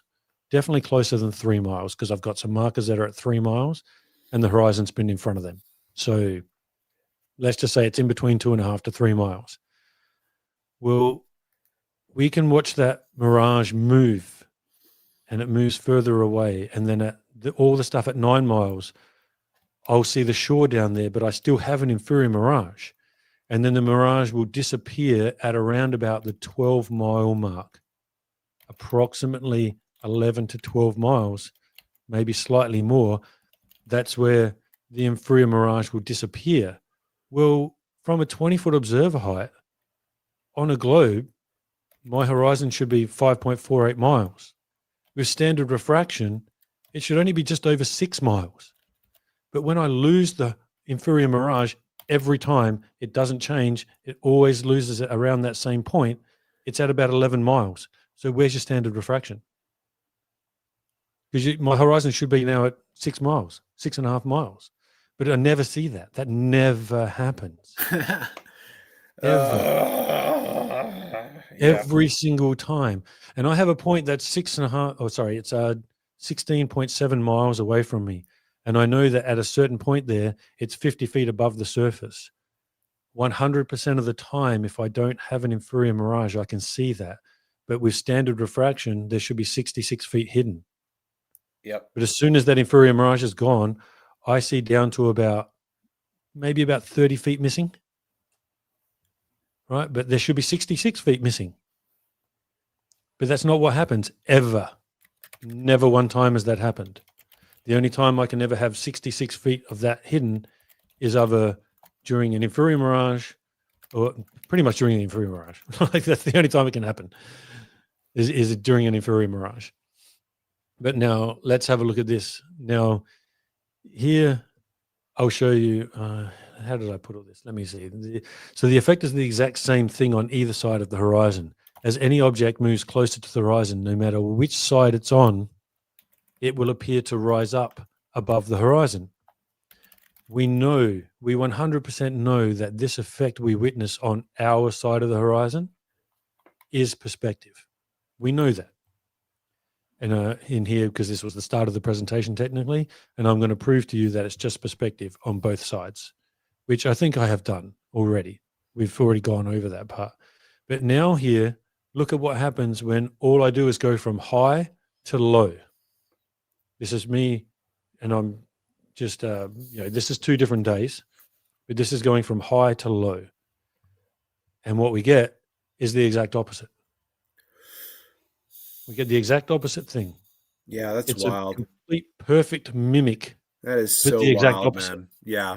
You know what? Listen, I would challenge anybody who's listening right now, regardless of who you are and what side you're on. Did you ever learn anything like this? Because I don't remember learning. I mean, whatever. But this, yeah, being on this side of 7 years ago, yeah, this is I'm really digging this, man. Yeah, thanks. And like, I mean, I wish in some ways it was someone else who discovered this because I'm not the most articulate person in the world. Yeah, but Like listen, someone else bro, could but articulate this listen, much better than you're me. the freaking amount of devotion and energy and time that you have devoted to this is it just speaks for itself. So that, I guess that's what I'm saying. What you're doing here visually is what you're trying to be articulating with your words. I think you're doing what you feel like you're not. Yeah. Well, thank you. But so, yeah, I actually worked out that because I started doing these observations at the very start of 2023. And since that time, I've actually had probably 2 different separate occasions of 2 months each where I didn't even go out and do one observation because I was working in my garden and trying to get that ready. So that's 4 months off out of from the start of 2023 until now, and I've done 650 days of observations. So Yeah. that would actually, even if you include the 4 months I didn't do one observation, it works out to about I've gone out every 1.5 days Yeah. Nice. and done this. So like I didn't muck around. So when I'm talking to people and they're saying stuff and I'm just going like, no, that's not how it works. It's really frustrating because it's kind of like, and I'm sure you'd feel the same frustration. It's like you haven't done this. You actually just don't know what you're Yeah, talking about. we've got the listen, Paul. We have the maths. We know why the dip angle happens. We have this equation, and yeah, you're talking to someone who hasn't gone out and hasn't watched things blow those equations out of their abstract ideologies. Yeah. Now, if we just look at that same thing without the boats, without anything, all we're doing is looking at 2 That's boxes a go up and teeter down. totter, bro. Wow, That's all we're doing. that's It's an awesome. exact opposite. I love Yeah, that. it's a teeter-totter, right? And That is this here is great. where in the presentation where I went back into this part, we've been right over this, so we don't really need a refresher on this bit. We've seen this. Everyone should understand this. Now, here is where this little orange boat, and this is, we could say the universe, the creator, God, whatever you want to say. It's almost like it just threw it at me. And I was out filming one day, and one of my cameras that was pointed right in one area filmed this little orange boat. And I've broken it up and put it just so that it's just a slither. And it filmed this orange boat come all the way close towards me. Now, what we're watching is this orange boat move away from the horizon. Now Can we're I watching stop the you here? Here's where I was watching your presentation. Which are both of these actual live, or is just one of them and the other one's edited? Because you're trying to demonstrate the beyond the horizon part. So is the left one real time going away from you, or did you capture it actually getting to the horizon and going beyond it as well? yeah, both of these were. I think the one in the middle is film. I think the one on the left was just photographs. No, okay. So maybe I'm just talking about your sailboat right now. Yep. Is Oh, right. is Sorry. is the right column a live action where you're filming it going away from you? The right column. No. So what I've done, and I'll show you that in a second, Okay. is I just overlaid water. Okay, that's what I thought. Thanks. Yeah, yeah, So this yeah. is the exact No, same no. image. Yeah, yeah, I gotcha. Yep. Yeah. So now I'm just trying to mimic, like, okay, Yep. well, let's have a look at what's going on as this comes closer to us. We just see it drop lower and lower and lower, and we watch this in the boat footage. It's just that now we get to see it coming straight towards us. Right. All Yeah, right. I gotcha. Mhm. Now we'll go here, and this is where I used one of your examples because Yep. your example here shows it perfectly. We have the ship on the left, or the boat on the left, and the boat on the right. It's the same boat. All right. Same boat. You're on this side looking at this. Your friend's on this side looking at this. By the way, You're both of seeing those friends are in the chat right now. Adam and Derek are here. Shout out to Adam and Derek. Bombaclack Gato Fish and Magi on YouTube's. nice one. No, as soon as I saw this, well done, guys. As soon as I saw this, I was like, man, this explains exactly. This is exactly what I'm saying. These guys are on the opposite side of the horizon, and look at this thing. It's below the horizon. We just put some water right where the horizon is, and we're going to cover that. Now, why don't we see the top part here? Because this is a much closer horizon, and it's in an infrared mirage. So we're getting it mirage from here. We're not Mm-hmm. seeing from there down, Yep. right? Yep. Yep. But we're seeing the same thing. This is below, appearing to be below, and this is How about appearing this? to be How below. about this? Just in the same way where your cursor is at the hull of the sailboat, at the same. Let me try to think if I can get back to what I'm saying. Hold on, real quick. If you go from where your position is to the bow, right? Oh, yeah. But go to the surface of the water where it hits the stern, right? Go to the front of the boat, right? Yeah. And now if you go to the horizon, that's the same degree of angle. If now you go to the other side to the horizon, go to the Yeah, to horizon, there. yeah, and then go now Hmm. to where the stern of the boat is. Bonk, same thing, Yeah. Yeah, actually, you're probably right. It'd be pretty darn close. right? It'd be very close.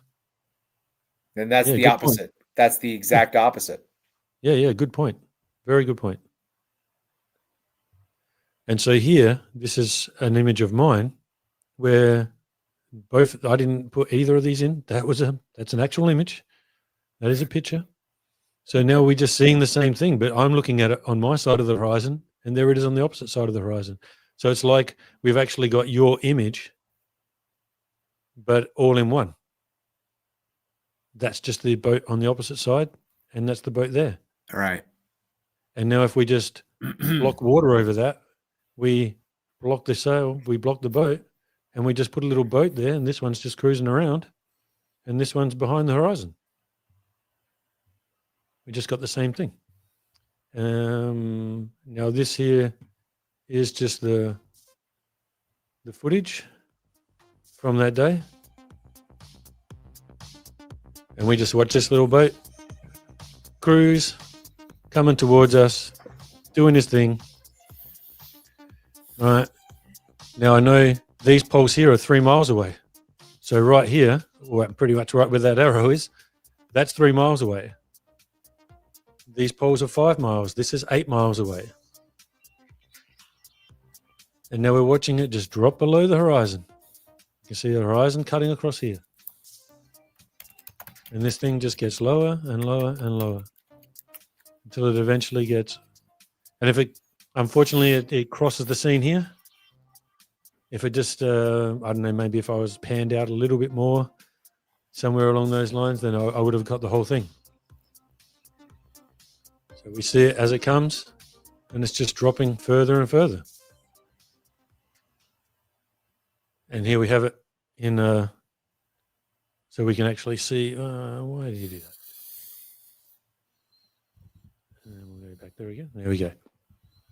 So we see number one, and we see that horizon getting lower and lower. Oh, as I far as love this. I love this. This is a chiasm, bro. Number 1 matches 10, doesn't it? number 1 matches 10 in a way. Yeah. Yeah. Just the exact And opposite. then 5 and 6 are the opposite. This is a chiasm, man. This is Yeah. an Yeah. artistic, poetic device, and you didn't even know it. I love Mm. that. It's like if you think about it like a greater than sign, the 1 goes toward the 10 and then the 10 goes back out toward the 6. Think of it like that. Boom, boom. Ah, right. Yeah. I got you now. Yeah, for sure. Nice. See, I'm doing art without realizing it. Yeah. And so now here, what do we see? So this is looking all the way to my right, looking at the horizon on the right-hand side. And here we have the horizon. I think I moved this down before it was up here. And when I did presentation, I moved it down.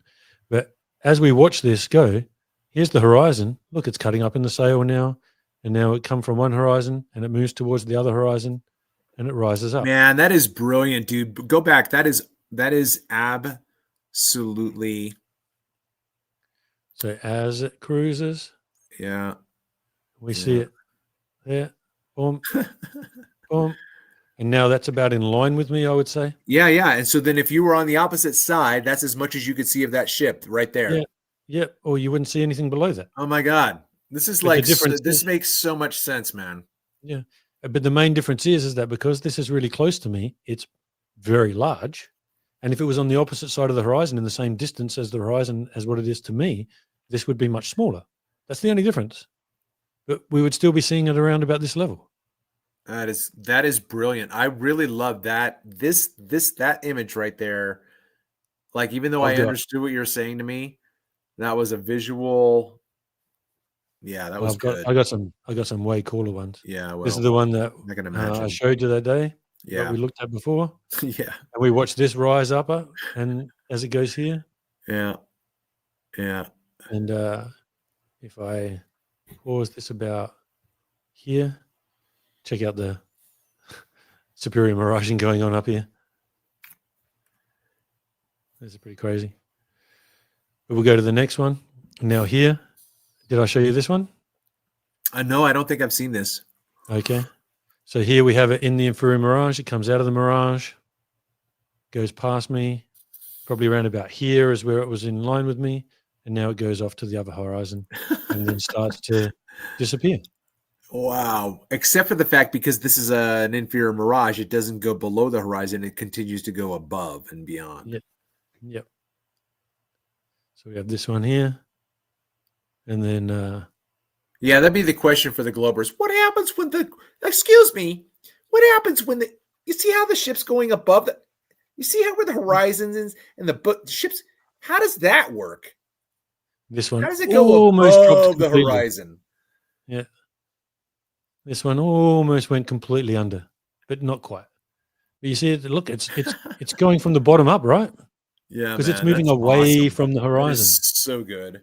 It's moving away from the horizon. That's all we need to do. It's those two verbiages, right? It's either moving towards the horizon or it's moving away from the horizon. Yep. When it moves away from the horizon, it will drop. It will appear to disappear from the bottom up. And when it moves towards the horizon, it will appear from the top down. Yep. And it happens in front or behind the horizon. And with the inferior mirage, the obstruction happens visually closer to you, and with it's going to happen farther away. Now, this one here, I paid this guy to just go to the horizon and come back. I'm just kidding. I didn't pay him. It was just a coincidence. He just went to the horizon and then just came back. That is hilarious. Just absolutely perfect. Thanks for coming. Oh, brother. wow, man. That is so funny. Right, but if I go into wait, go back and show that again, because let's see what happens to the hull, right? Like we can see, right there at the stern, it looks like there's blue, right? Or I guess it's just the however the stern is shaped. It's just that color of gray between, right? You've got the lower white, and now as it goes away, it just everything you can just see, where'd the windows of the cabin go, and then as it goes away, where'd the windows of the cabin go? I can't see. And then what? Yep, let's get it right when it was on the. I know, man. There you go. Right when he's turning around, he's just inside the mirage. Yeah, just inside. But I'll find this because I did this one for the presentation that I just did on Glowbusters. This is pretty cool. You're going to love this. Let me find it.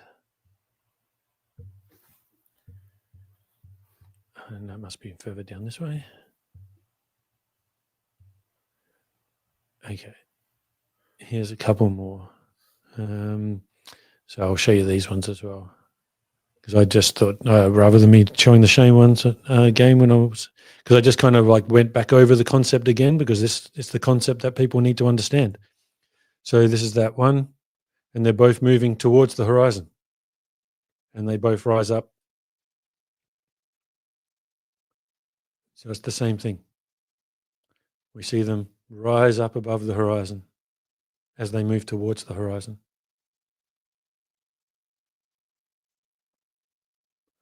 All right, but then I made this. And now we see a whole bunch of them. So some of them are actual film, some of them were just pictures. And we see the same thing as they move away from the horizon, they drop below the horizon, and as they move towards the horizon, they start to rise up above it. This is not something that just happens every now and then, and it won't just happen for me. It'll happen for every single person on this earth, because it's just how our eyes work.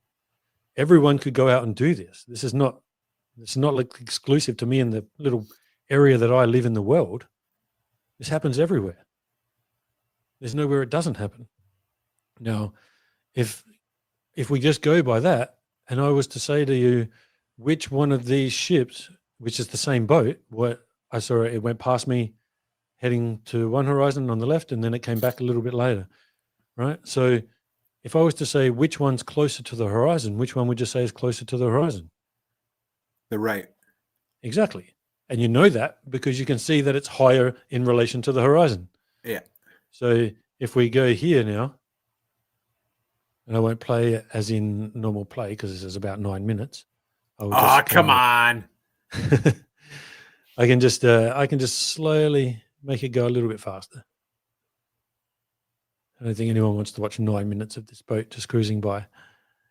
But so as we go here, and I'm going to make I'll make individual videos out of all of these eventually. And as we see it come from one horizon, now it's coming towards me. We see the horizon gaining higher and higher on it.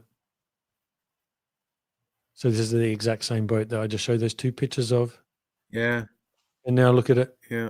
Just here. So now, ladies and gentlemen, if you think about this from the opposite perspective, looking back, if you were on the opposite side of this police boat, on the other side of the horizon, looking this way, the only part you would be able to see, in theory, based on what we're talking about, is what you can see above the horizon in this image.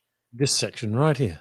Yeah. And you probably wouldn't even see that because this little thing would be I know. so I made tiny. that caveat knowing what you're going to say, but I'm just saying for anybody else, I'm just saying in theory, what we're seeing on this side is what you would see on the other side, and you would have that much of the boat missing.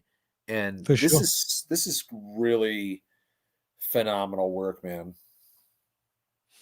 Yeah, it was amazing when it clicked to me, and I'm like, holy shit, look at this. The same thing's happening in front of the horizon. But we've been gaslit so much that our entire thing has been going like, what's happening behind the horizon?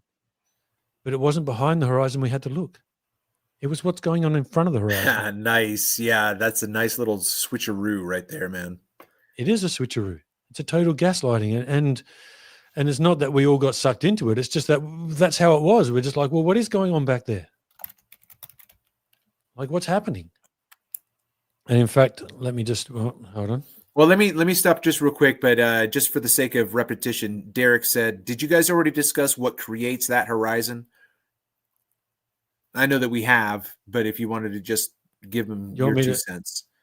Do you want me to go over that section quickly again, or just give them just at this picture where you have it right now, describe in your mind what is creating that horizon. That's what I want you to do just real quick. So you have a combination. It's 2 things that create the horizon. Refraction will tell you the distance to the horizon. That's where you get the distance to the horizon. So at the moment, see this point right here. This spot right here is 50 feet above sea level. With standard refraction, 66 feet is where the horizon should be. We're missing about 20 feet at the moment, so we've just coming out of an inferior mirage. Right? Now, what's going on is it's your height above the surface is what creates this horizon in the first place. Now you can go back and you can watch the first part, or probably about 20 minutes or so in from this interview and this discussion. No, that's great. And you'll be able to see it. But it's your height above the surface that creates the horizon, and refraction will tell you the distance to that horizon. Nice. Yeah, I like that. Yep, that's distance and elevation, what I've been saying from I don't even know how long. Yep. So this one went, and it just cruised all the way. Well, let me have a look here. Okay. So right here. So we're still just slightly missing a little bit here as well, right? So I would say that the horizon is at around about 11 miles. And I can say that because people will be like, oh, how could you know that? And I'm like, well, it's just a rough guess from someone who's looked at this area more than 600 times with a high-powered zoom camera. And I actually have, sometimes I'll be out there with 12 cameras, right? So, I haven't mucked around. I've gone out and looked. This area here is about just about 9.7 miles away. It's called Merino Rocks, and we can see to the shore here that day. Yeah, that's the shoreline, man. Seeing all the way to the shore. Yep. This here is, so this area over here, this one right here, I've done a mirror observation from here.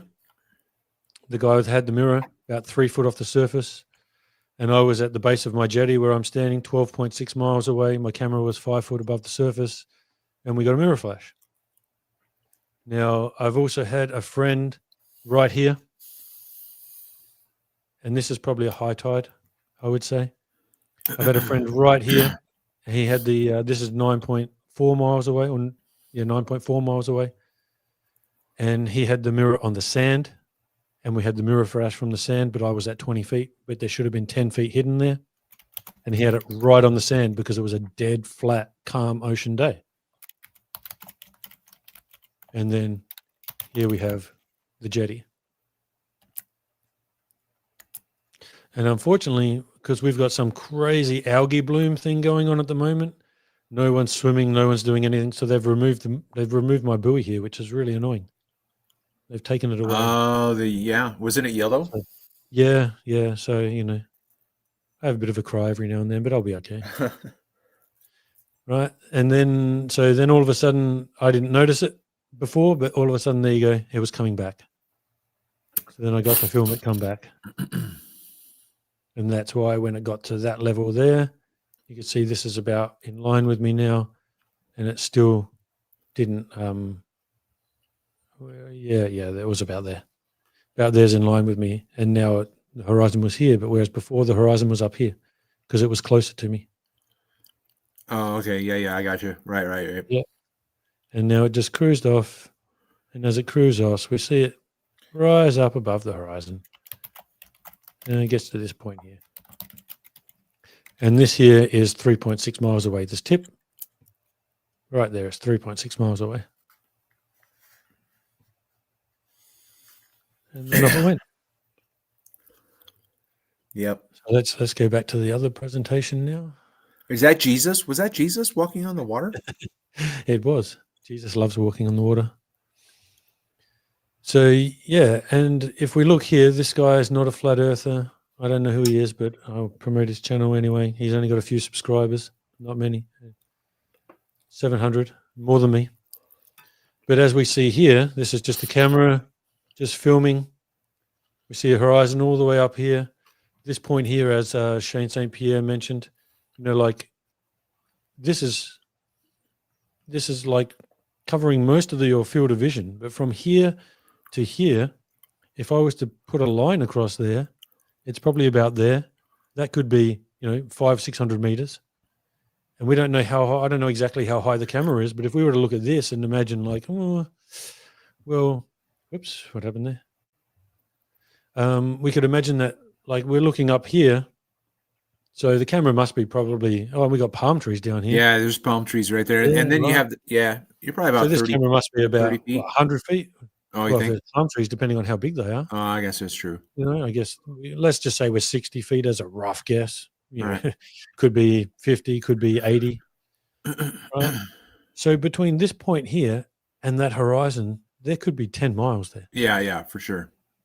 We don't know. But so then I was like, okay, well, what would actually it look like from the opposite side of the horizon? This is that's all they would see at the same point, same observer height. They wouldn't see any of this. Oh, this is all quantity. They don't see any of this going on. They don't see all these little boats cruising around here. All they would see is these. Yep. That's all they'd be able to see. Okay. Here I just went into because I typed in, is perspective a law? And perspective isn't a law. It's really just something that they use for art, which is ridiculous because it should be a law. It should be a formal theory because it happens all the time, every time. It wouldn't be able to be falsified, right? And not falsified because it's unfalsifiable, but because you could go out and test it constantly all the time, and you won't be able to falsify it because it happens without fail every time. So it's not something that you could falsify, not because you can't go out and test it, but because it just does it every single time without fail. So What's I think interesting, okay. what's interesting about this is that talking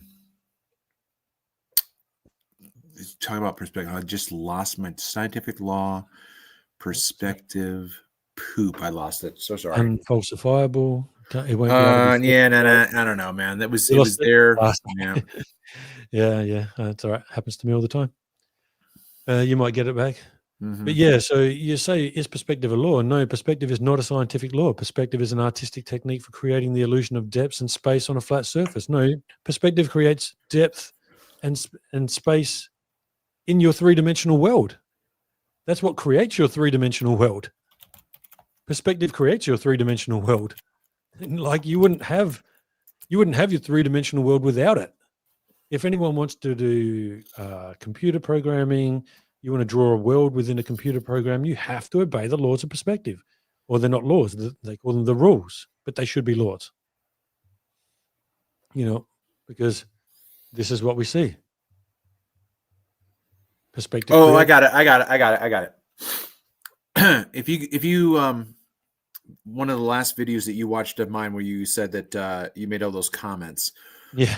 Where I went crazy. There was a part where I was reading from Andrew Thomas Young when I asked him a question. I said, "Can you give me an example of this?" And what I meant by that is I want to see what you're talking about. But all he did was give me these quotes from decades, if not centuries ago. And one of the quotes described viewing the world as if the edges were at his eye level so that he were in a concave surface. So if there's anything that the earth demonstrates to us immediately when we look at it is concavity, if you want to go that direction. Perfect segue because I'm literally just about to go into the conus perspective. All right. So a perfect segue, 100%. And when we look out here, so we've got the 12th of September, the 14th, the 17th, and the 18th. Someone tell me which horizon's further than the other one? Which one's further than the others? Like, you're not going to be able to know that, are you? Which one's further than the others? Holy shit. Like, it's just I would impossible. say, based on what I'm seeing right now, paused right now, I'm going to say top right. It looks like it's farther away. If not, bottom left. I think you're pretty close there, actually. You might actually be right. I know this one is an inferior mirage. I'm pretty sure this one's a distance and this one is a distance. And these two are actually inferior mirages, I think, if I remember rightly. But it's kind of a redundant question because what it is the average person goes out and looks at the horizon and they don't see anything. All they see is that. Yep. They just go out there and they look, and whether it's a far horizon, a close horizon, you don't know because you're not out there looking at it every day with some high-powered zoom camera. The only reason I would be able to tell, if I was just looking out, I can kind of look and you can see within the water, you can be like, oh, I reckon that's an inferior mirage. You can kind of see it with your eyes when you know what you're looking for, and I'm sure you can do it as well, right? And so now we have looking from at Grange Jetty and Brighton Jetty, right? So these two are looking towards each other. Now I don't need to let that play through. But so when we have here, so the 12th of September, yep, was an inferior mirage. And you see on the right-hand side, I'm at Grange, I'm looking towards Brighton. And on the left-hand side, I'm at Brighton looking towards Grange. Now, actually, I'll escape out of here so I can blow it up. Now here, I'm looking towards Grange from Brighton. I'm saying the horizon is at approximately 3.5 miles away because I know this is 2.5 miles and I know these are 5.5 miles and this is where the miraging is. So in between this point here and this point here somewhere, there's 3 miles. Now, judging on the distance between here and here, I'm just saying I would say that that's approximately 3.5 miles. Now, when I look this side, I can be a little bit more accurate because I know that these are 3 miles away. And you can see the mirage is just breaking right where they are. So here I can be more accurate. And I know that now the horizon is approximately 3 miles away. And I will be getting to a much greater point here. When we go here, now I'm at Brighton and I'm looking towards Kingston Park, right? And we see, again, this horizon at around about the 3.5 to 4 mile mark. Now here on the 14th, when I zoom in here, now looking from Brighton, we're seeing all the way to the jetty. And here's that little, this is a little inlet 8.5 miles away. So on this day, if I was watching that boat on this day, we would watch that boat go all the way and I would watch it go up, right? Because for me, it would have started low. It'll start low down here and it will go up in my visual ramp. Now, my friend standing on Grange Jetty, he would have watched it be up high and it's going to come down his visual ramp. And that's what we will catch. So that's the next project, is to go out on a day like this and catch it like that. So we see the difference in how. Yep. Okay. So. Yeah. So when you say a day like this, can you elaborate in terms of what you're talking about? A day where we see further. How are you going to know that that's going to be the day, right? That's the whole question. Like, how predict, right? This is a prediction of scientific investigation, right?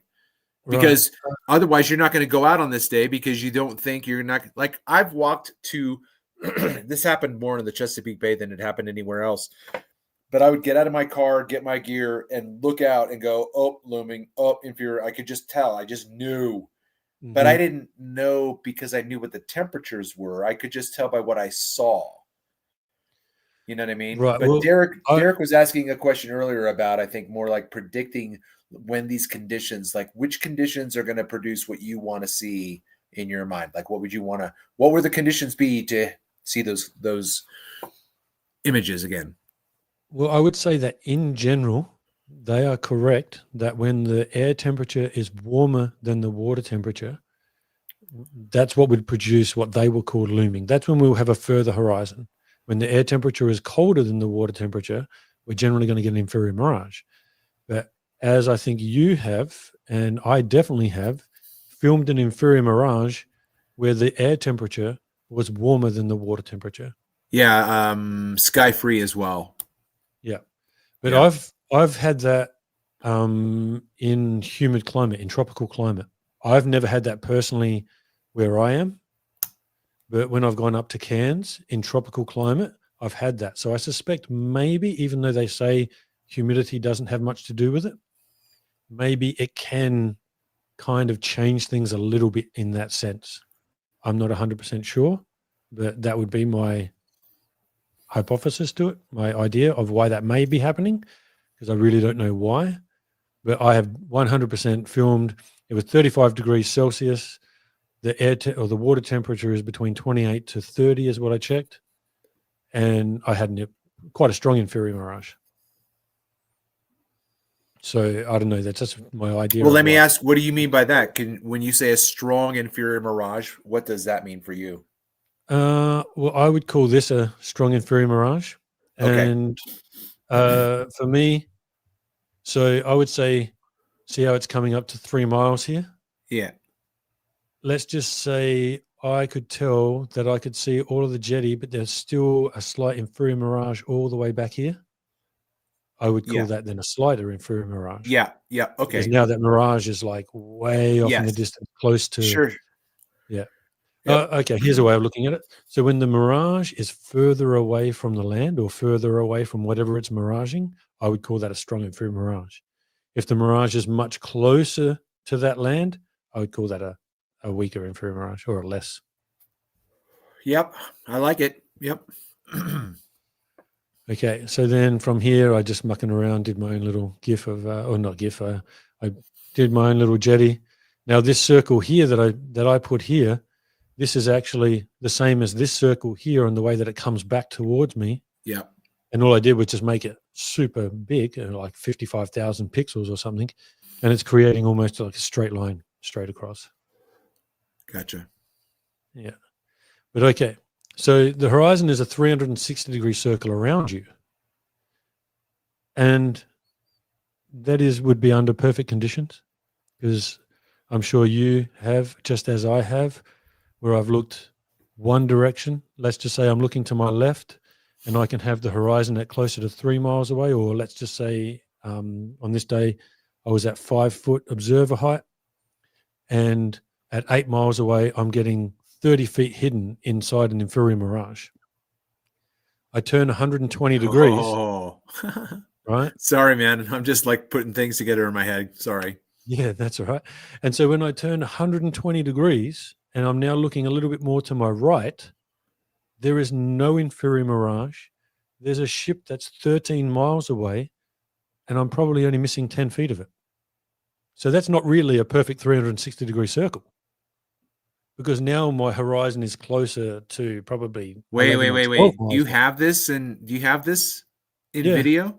Yeah, it's on my Twitter.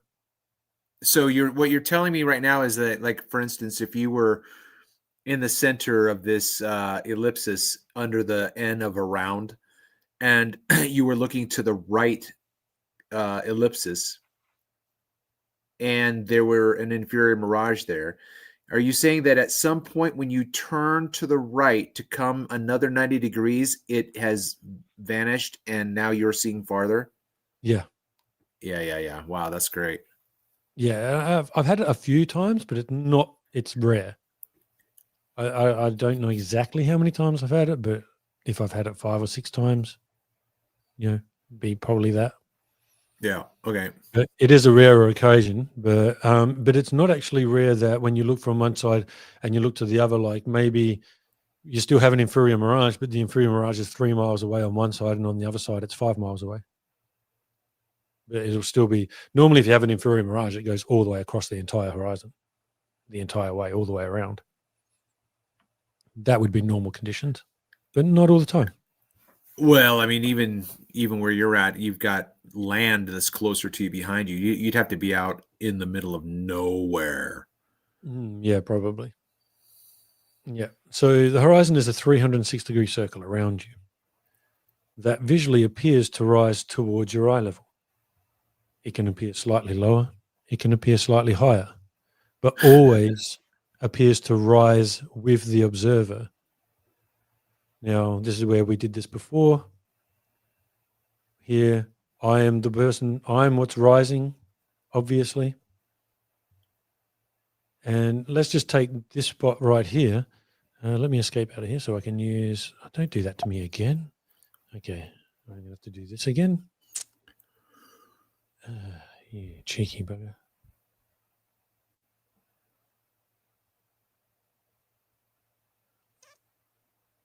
Might be this one. No, it's not that one. Sorry, I'm just going to have to find it again because it's done that same thing to me. But now we know how to fix it. Okay. All right. So I'm the one that's rising here. Now look at how as I'm rising. Now look at this person right here. Look where their eye level is. It's cutting across here. So see, I'm at the level of their shoulders. That's where my camera is. I'm at approximately the level of their shoulders. If I was to just go up by another foot, I could get that horizon at their eye level. And this is where they would see the horizon. Uh-huh. Yeah, they would be looking at it up here. Uh-huh. But yeah, so, wrong way. So let's just skip through that because we already did it. This comes from Jesse, showing that the horizon at 28 feet above his eye level, horizon at 20 feet below his eye level. So when people say, well, you put the crosshairs, the horizon will never be where that crosshairs is, that's just complete bullshit. So we don't need to go into that. But so your height above the surface is what creates the horizon for you. And that's for every individual person. If you're a 2 foot tall toddler, your horizon is there for you, right? This creates a cone of vision. You experience the ground appear to ramp up towards your eye level, 360 degrees around you. This creates your perspective, which in relation to the horizon, objects close to you will appear lower in your vision And as they approach the horizon, they will appear to rise until they reach the farthest visual point, which is the horizon. Once it goes beyond the horizon, it now moves, which means it's moving away from the horizon. It will now do the exact opposite and visually start to drop below the horizon. So this is our cone of vision. This is how we see. So this is why I said it was a good segue, because that's what I was about to get into. Yeah. Right? So this is what we have. We have this cone of vision around us. And this cone of vision changes. So here I go, a 6-foot observer. And how far is that horizon? Well, it's many miles. I don't know, because it changes. And we've got a 50-foot observer. And how is it? Well, I don't know. It's many more miles. It's like way more miles. And as you keep raising, it just keeps going further and further. And we don't really know how far it is. And that's kind of what's happening. But this point is actually 0 for everyone. For every single person, this is 0. And what happens is this person is going to see it come up. It's technically 0 for him, but it needs to drop back to 0 for the person who's down here. It's got to drop back to 0.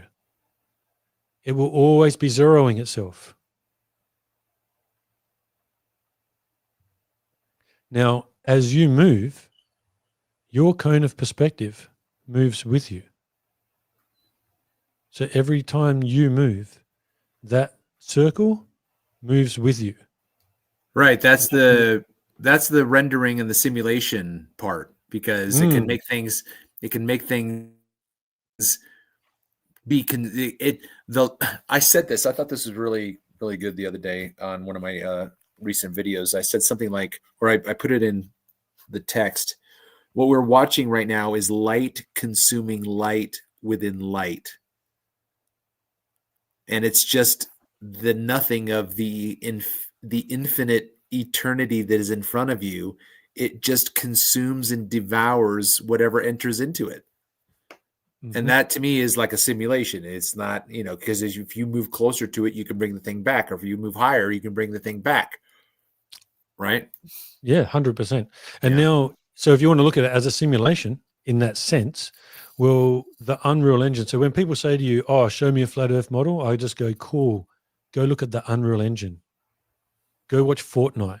Go look at any video game, right? Because the Unreal Engine, people build that on a flat surface, and you can build hundreds of miles on the Unreal Engine. And when you rise up, islands that weren't there come into your vision now. Mountains that weren't there, all of a sudden you see them, and they just perfectly mirror exactly what we see as we rise up or lower. And it's all a flat surface. Now, if they curved the surface, it wouldn't be the same. It would drop off even faster. You wouldn't, it just wouldn't be the same, but we mirror it perfectly with the Unreal Engine. Yeah. That's how they depict reality, and they depict it on a flat surface, and it works perfect. So now this cone of this moving perspective, moving with you, your cone of vision, moving with you, does that happen? Well, let's have a look. So here I am on Grange, and there, when I'm looking to the right, that's 3.5 miles away. And when I look to the left, right, 3 miles away, this is that day again, 17th, right? And now and then I moved to Glenelg, which is 5.5 miles away from Grange. So I moved to Glenelg, and I look back, and this is called Henley Jetty just here, right? And the horizon's in front of Henley Jetty. So I'm saying the horizon by looking at some other bits. I looked at further to the right, looking at the land, and then that sort of gave me an idea of that approximately 3.5 miles away. And then I went to Brighton, and I'm looking towards Grange, right? Oh, hold it. Sorry. Did I do that one? Did I confuse myself? Oh, yeah, sorry. That's Glenelg. So, yeah, sorry. Then I'm looking from Brighton towards Grange, and there we have a 3.5 to 4 mile horizon. So you see how the horizon's moving with me each time? Now I can't see as far over here. The jetty down here is disappearing. So we have a pretty strong mirage here.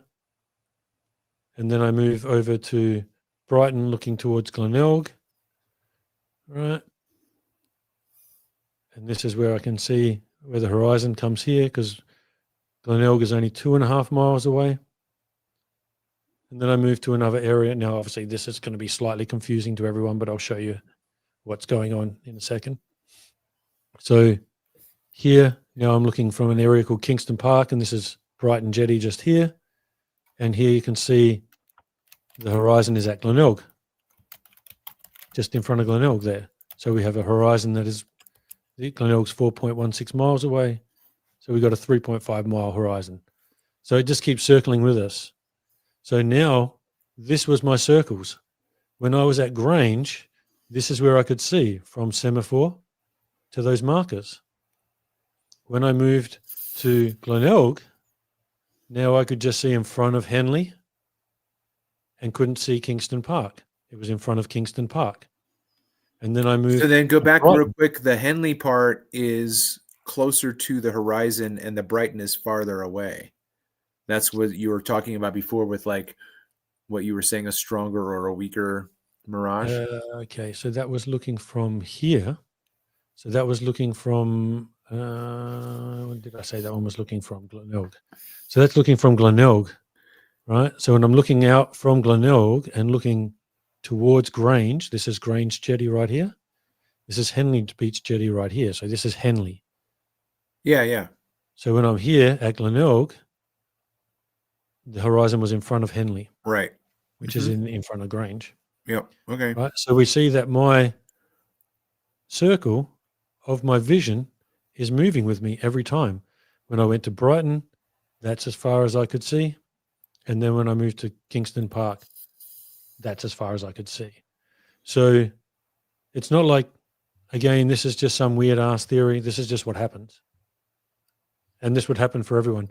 Now, on the other day, when all of a sudden we have this vision where we can see, I don't need to go to each different jetty because I can see from Brighton Jetty all the way to Grange Jetty and from Grange all the way to Brighton.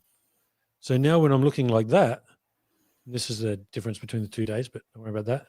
When I'm looking like that, well, now this is my circle of vision.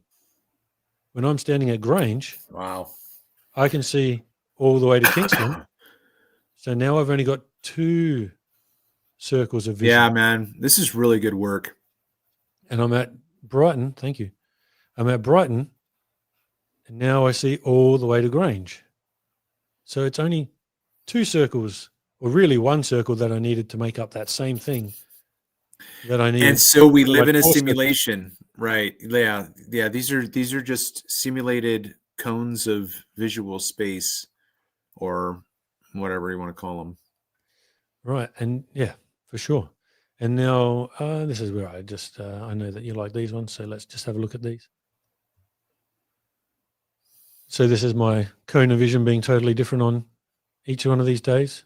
One day I see much further, one day I see less. Yeah, that's great.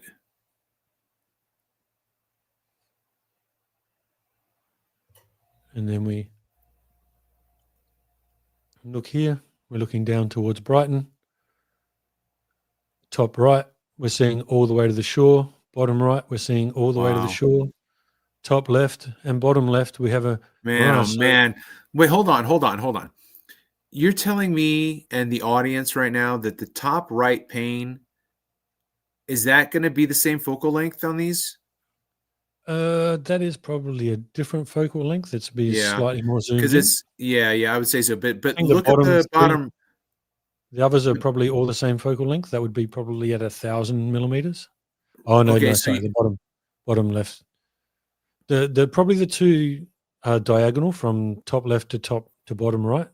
They look like they'd be pretty close to the same focal length. Yeah, I was just trying to figure that out because video. I think the P1000 is better for telling you the focal length on video than the 900 was, but I was just going to ask if those 2 bottom, like anybody, but see, that's the whole thing is that's the way the atmosphere can change the perspective. Like, just say, for instance, on the right side of the pane, bottom right, if you can go back to that, Paul. Can you make it smaller? Because yeah. So you can see that it looks like that image is zoomed in on because it's bigger and apparently closer.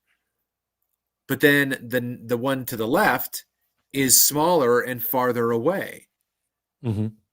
But if I just And go like this and we just zoom in on it, then we get that same effect. yeah. But my point is Yeah. that you don't. Yeah, right. Focal The length. air is a lens that does the same effect here. Yeah. Yeah. Now here's where I was saying how this is a more acute mirage. You see, this is 5 miles Right. away, Right. and we can see that the mirage is just inside these now. We can see these little bits of the rock wall here, which are 5.5 miles away, and you can see that they are just miraging. But on this day, Can't even see 'em. like, yeah, and so this mirage on this day is much closer. We can see the mirage is actually miraging those markers. Right. So it's much larger. Is that Obtuse. whole area open, or do you have certain channels that everybody has to stick to? People do tend to. They all. I mean, they don't have to stick here because I think there's enough. It's deep enough. So sometimes they'll be behind those markers and then they'll be in front. But that's because between this marker here and this point here, you've got about 2.5 miles. So that's actually quite a large space between there. Yeah, for sure. So if I zoom in as much as I can here, between this point here, see all that water right there? There's 2.5 miles in there. Yeah. There's 2.5 miles of water in that, 1 Yep, millimeter, and that's couple of millimeters. foreshortening. Yep. And so here we have a different day. Oh, let's have a look at. Oh no, yeah, that was. So here we have totally different conditions, and looking at Hallett Cove. This one's pretty cool. Watch this one down here. I should zoom in on this one. Then you see the boat further away, and we see it even further away. Nice. I'll do this actually, because that way you'll be able to see it even better.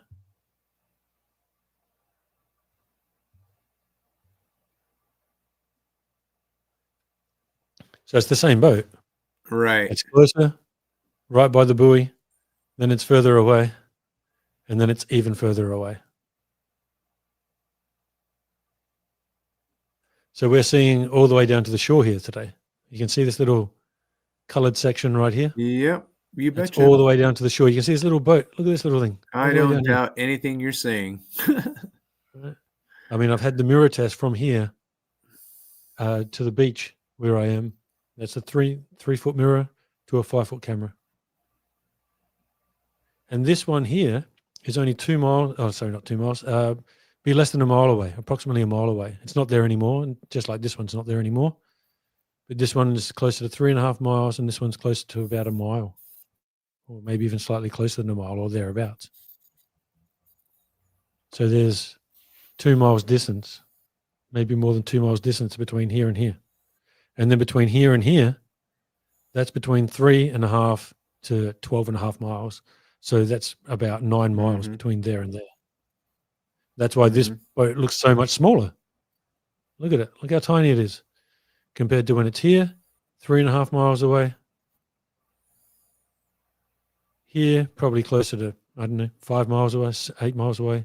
And then here, closer to 11 miles away, maybe. I don't know exactly. I'm just making shit up. Just taking random guesses. And so this is what I said before when I said you also yourself, you are a dividing line of perspective, because your feet, everything from your feet below your eyes appears to rise. Everything from above your eyes appears to drop. So as we have things come towards us, when they're coming from below our eye level, they will appear to drop. And from above our eye level, they will appear to rise. When they get right to where you are, you divide perspective. Everything on one side of you does one thing, and then once it goes past you, it will now do the exact opposite. So you also divide perspective. So the horizon is a dividing line of perspective. for what separates you from the opposite side of that horizon. And then you personally yourself are the dividing line of perspective of everything within your own personal 360-degree visual cone from above or below. But for these people on this plane, that's what they're seeing. For them, they're now seeing their perspective come all the way up to that level of the plane. They're seeing it totally different than what you are. But this level up here for them is actually zero. This isn't, 35,000 feet high. This is actually zero. But they'll see it ramp up. But they're still just seeing zero. Yeah, but would you say that at that height, even, I mean, I guess it's even higher with the weather balloons and whatnot, but the 0 point or ground zero or visual zero, the horizon, when it gets that far away, like I said before, it just turns into a band of light, which is not necessarily, a small fine point. Like if you're on the beach, the horizon can be described pretty much like, it's a pretty straight line. It doesn't have any, it's very stark. It's right there. You can see it. But once you get, once you get higher and it moves farther and farther away from you, that vanishing line or that vanishing point turns into a brighter, bigger band of light. I don't know if I'm making any sense to you, but yeah, no, it does 100%. I mean, we could probably just go online and pull up pictures of the horizon planes, but in my head, and I'm you'll trying to see say it. something in my head that's kind of abstract. Yeah, it's like a blur out there. You see that haze because you're looking through 200 to 300 to 400 miles worth of atmo hemisphere, I like to call Guess it. what I'm saying is, like, if we looked at the line that you have here behind the airplane, that's a stark, straight, crisp line. But if you were going to be able to turn that into a view from 150,000 feet or whatever, it would have a blurry ceiling and a blurry floor.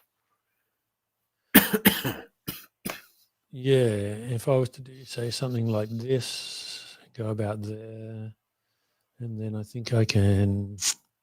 If you can like change the lines to be like more like crayons or something. Yeah, I think I can gradient it somehow. Yeah, that's what I mean. Where is that? It's not in there. Arrange maybe? No, I've done it before where I've gradiented it. Maybe there. What about maybe reflection? I don't know. What's the opacity? No, the opacity is in Yeah. Yeah, and we can like drop it down in a way. That'll kind of give even a little bit of a duplicate. You can see through it, but that's what I'm talking about. Like even make it smaller. Can you reduce the size of the rectangle? Yeah. Right. Yeah. That's what I'm talking about. Hazed out. Yeah, it's all hazed out. So you don't really see this. Yeah, I mean, you're right. This is just visual, but yeah, you're 100% right because you have this hazing of the entire visual field, and you don't know whether or not, because let's just say this hazing is causing the horizon to be at this bottom point right here. Right. So now that's going to be visually looking way lower to you.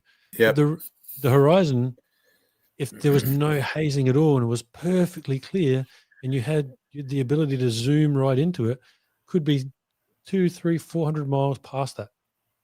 Yeah. But you don't see it because you got this hazing in the way. So this is the observation that really kicked me into, it wasn't this one, it was a different one, but I'll just use this one because this is a better example of it. This is what kicked me into the idea to start with, because I started mucking around with these two, or a different one, but we'll just use this one. And I started messing with globers. And I'd be like, because they would be posting something below the horizon. So then I would post this picture. And I'd be like, oh, there's a jetty here, I'd put a picture of Google Earth of what the jetty actually looks like, and I'd be like, oh, where's the jetty? Why can't I see the jetty? And some wouldn't take the bait, and others would just go, it's the horizon, you stupid fluff. It's below the horizon. It's the curve of the earth. And then I would just post this picture and go, well, where'd the curve go? What happened to it? Did it just disappear? I'm like, because this is what it looks like to me more often than it looks like this. And I've actually worked out on the 100 different days that I've actually put into my keynote.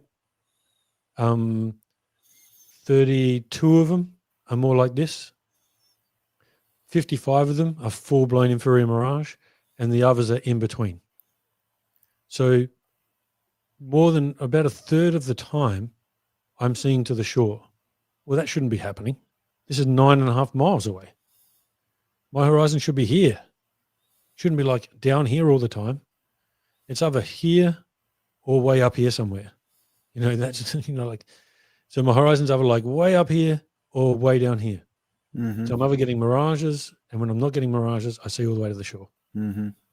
Yeah, and this is an in-between. The mirage is just about to happen. But hey, somebody better tell those people on the left that they should get house insurance, you know, yeah. for I love that all one. that flooded basements, whatever. I know, don't you love You guys it? have basements there? No, not a lot of people do. Some people do.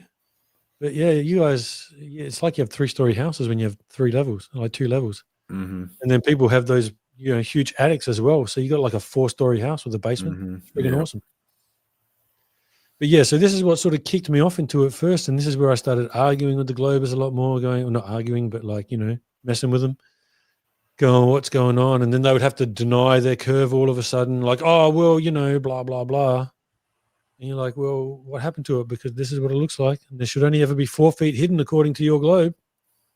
But all of a sudden here, And we've got not over 4 feet. only isn't your camera at the same viewing height? Same viewing height. And you can see here, you can see the little buoy right here. And we see the buoy right here. So I'm pretty much in, I make sure I put myself at exactly the same spot every time.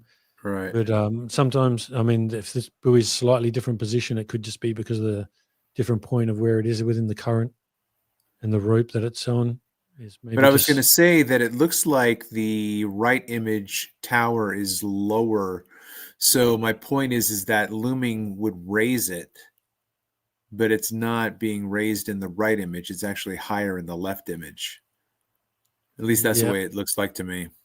I think I messed around with that over here somewhere. So if I go like this is a different day. Okay, I didn't mess around with it. Hold on. It's pretty simple. We just go like this. Or did I? Maybe I did. Oh, yeah, I did.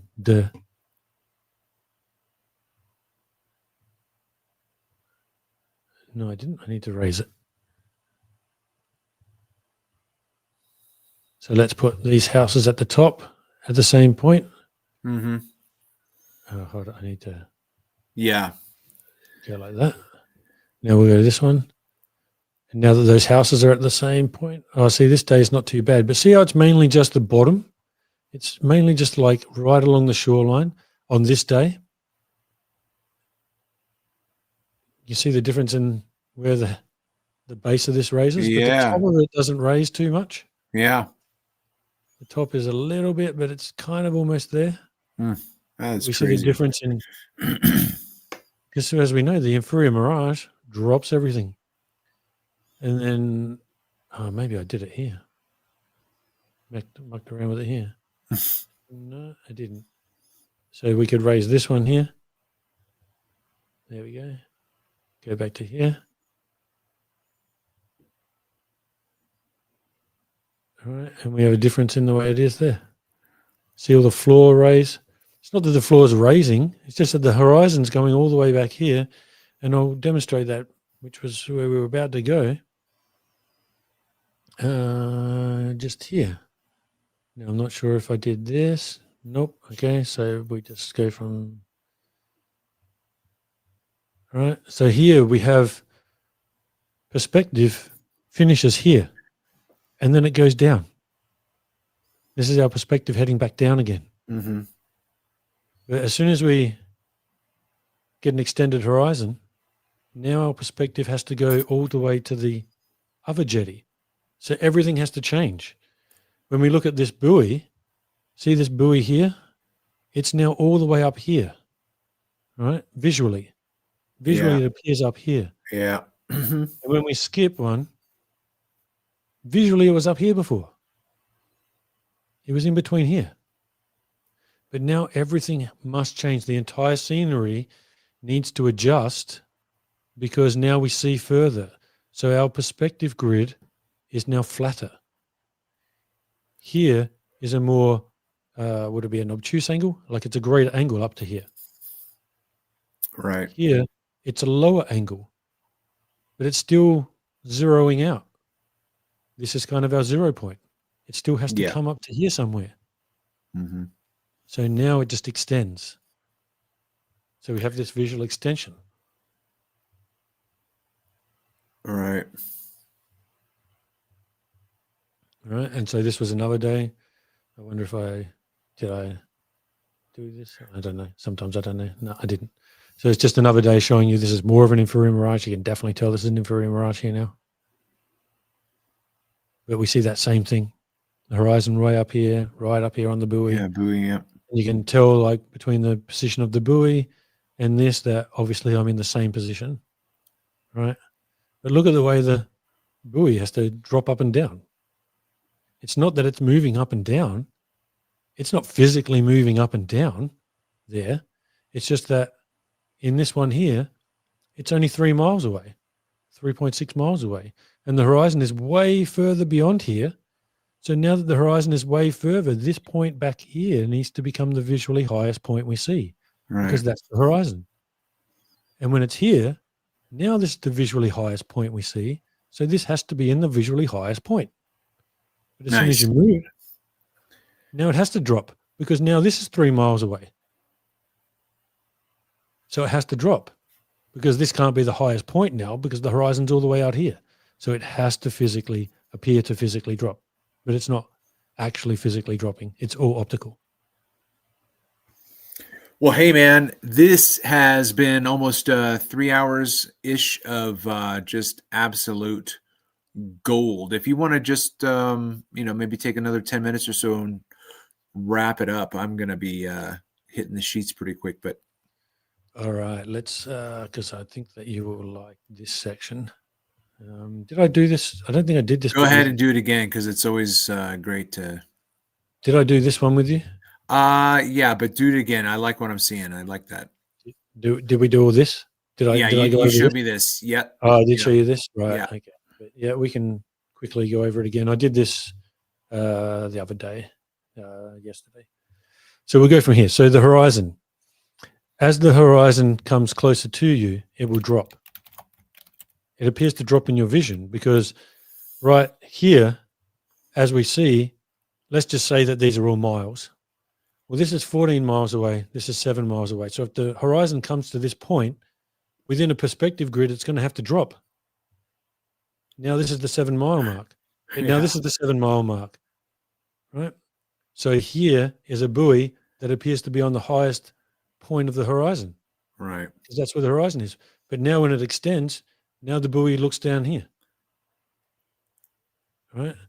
So as the horizon would come closer to you, and if it came all the way to your feet, which obviously wouldn't happen, right, then it would be right down there below your feet.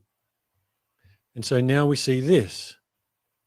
And when we're looking from here to here, this is what we see. We're going to visually look down. All right? Now, from here, when we look at these two different images, which are both at 1500 millimeter focal length, same position, same observer height, nothing's changed between them. And we go from there to, I have to skip through there, to here, we go, what is this? Because one was up here and one was down here. So what is this? Why is that like that? Well, that's distance. Because that horizon is 3.6 miles away and this horizon is from 25 to 30 miles away. So when we have that is like this, and we have that is like this, right? And I think I actually made this a little bit better in the other one, but I don't want to like skip through it. Don't want to just find the other one. But so I did this for, we don't need that. That's got nothing to do with anything. So now when we come to this and we have this answered, and like Zanuck never picked it, but we have an inferior mirage right here. Right? Yeah. And the Globers are absolutely shocking at picking inferior mirages. The amount of times, and it's so funny, right? Because they keep showing me all these different things, and I go, that's in an inferior mirage. And they go, why are you obsessed with inferior mirages? And I'm like, I'm not. You just keep showing me things in an inferior mirage. So what do you want me to do? Not point it out? Like I'm doing a whole thing with Earth is Life at the moment. I don't know if you know that guy. Yeah, I know. And he's got all these observations from Hawaii. And I'm like, every single one of them is an inferior mirage. And he's like, no, it's not. I never see an inferior mirage. I'm like, yeah, they all are an inferior mirage, dude. I'm like, can you send me the raw files so I can get a better picture of this? And I'll show you. Because I can show him, but it's kind of blurry. It's not good. I don't have raw files. So it's pixelated. And he's not going to send me the raw files. So and who's trying to hide? Who's trying to hide what? Anyone wants raw files of an observation, by all means, ask me. We'll open a Google Drive. I'll send the raw files to you. I've got nothing to hide. Yeah, I did the same thing with Sean G. On the day he came out, we captured a freighter beyond the horizon, and he did a 3-hour, 5-hour live stream, yada, yada, yada, yada, yada. So I finally watched it like after 2 years. I put it off. And I'm like, bro, there's an inferior mirage out there. And he's like, what are you talking about? Yeah. They constantly do it. And then he's got one from some other dude called BM Furball or something like that, where he shows this other one from that guy. And that dude literally points out, he's like, oh, yeah, look, here I am. I'm filming this boat, clearly in an inferior mirage. And then he points to another spot and he's like, oh, yeah, but look here, we can't see the bottom of that. There's no inferior mirage there. I'm like, are you freaking kidding me? You just pointed from one spot, went to another spot, and now you say there's no inferior mirage? Like, these people are cooked. They have no idea what they're talking about. Okay, so we look here, and what we're actually looking at is the dividing line of perspective. This is the horizon, right?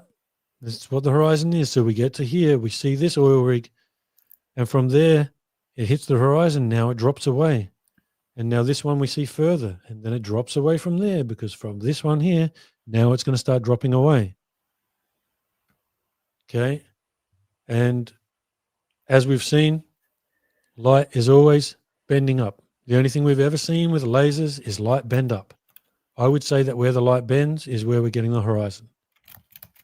That's all we've ever seen is light bend up. And we've seen someone show light bending through a superior mirage. That's not up to me to show it. I can show it, but it's not mine, and I've been asked not to show it. But if you read all the literature on what's a superior mirage, it's light bending down. But we have physical evidence to show light bending up as it goes through a superior mirage. Sorry, a superior mirage. As it goes through a superior mirage, they say light's meant to be bending down. We have physical evidence of that light bending up as it goes through the superior mirage. So they're wrong. It doesn't bend down. Now, hopefully that person will release that soon, and then I can include it as a part of the presentation, but it's not up to me to do that, so I can't. It's not mine. We've been asked not to share it, so I can't share it. But so here, we'll just skip through that. Now, I'm making the comparison between the buoy is the same as this one on the front here, Mm-hmm. and the tower is the same as the one at the back. Mm-hmm. We have a horizon created, and then this is what we see. As we skip through, I think this is a GIF. No, it's not. As we skip through, this one is a GIF. This is what we see. We see it appear to raise. It's not raising. We're just extending the horizon. That's all it is. It's purely just perspective. It's got nothing to do with whether or not the oil rig is raising and lowering. It's just got to do with the fact that the horizon is changing positions. Yeah. Anytime you want to go, man, we'll wrap it up. because it has been a while.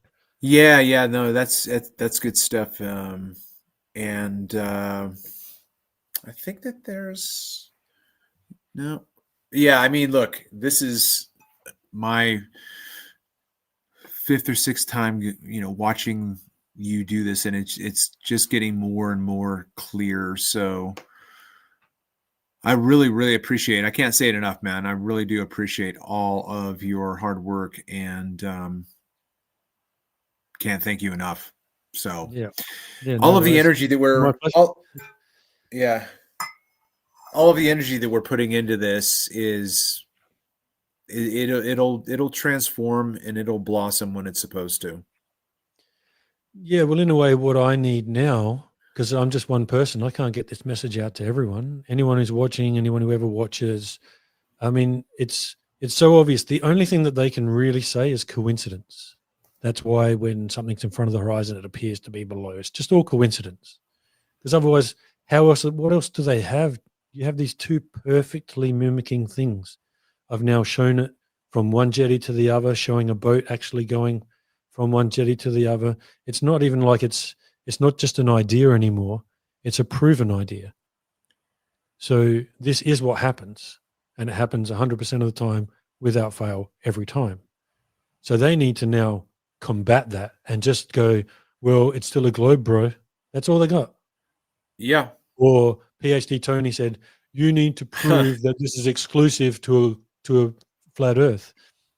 And it's not that I'm going to say that it's exclusive to the flat Earth, because, well, I personally think that the way that it works in front of the horizon and that it's due to perspective, I think it is personal to a flat Earth. Things disappearing behind the horizon, that could be done on flat or globe, right? Because if it's a globe, clearly there's going to be a horizon and things are going to disappear behind it. But I think the idea that it's perspective that's doing it, and we know that perspective, you look up at anything to do with perspective over a flat surface. That's what it says. Sure. When drawn over a flat surface, they don't say over a curved surface. It's over a flat surface. So I think it does prove that the Earth is flat, personally. Yeah, so just real quick for PhD Tony or anybody else out there, if you want to share this content with someone like PhD Tony, the answer to his question is this: if I can provide an alternative explanation without appealing to curvature, that is a mutually exclusive argument that eliminates yours. So whatever he said to you and like prove this is an exclusive case or whatever, the exclusivity is in the impossibility of the contrary, right? I'm showing you, demonstrating to you that there is an alternative explanation for the alleged disappearance of ships and lighthouses and islands in the distance due to curvature. If there is an alternative explanation for what you think is the cause, that's the mutual exclusivity. It always happens. It always looks the same. There's no difference between, like I just saw it the other, like before, I think before you and I don't remember where I saw it, but it was today within a couple of hours. The guy said, what would this look like if the earth were flat? I'm like, the same. It would look the same. It looked like that. It looked like just what you're looking at. Yeah. Yeah. Yeah, it's crazy. It's just been gaslighting the whole time. And there's just been a complete misunderstanding of how the horizon works and what the horizon is. And let's put it the way that Nathan Oakley put it. And they basically just basically hijacked perspective and called it Earth curve. And I've just proven it in a totally different way that's never really been seen before. Yep. We didn't realize that we had this perspective thing going on both sides of the horizon, and that's what was actually happening, this rise and fall, up and down of perspective. We didn't realize it, but when people have been saying it's just perspective, hijacking of perspective, they were right the entire time. We just didn't know how.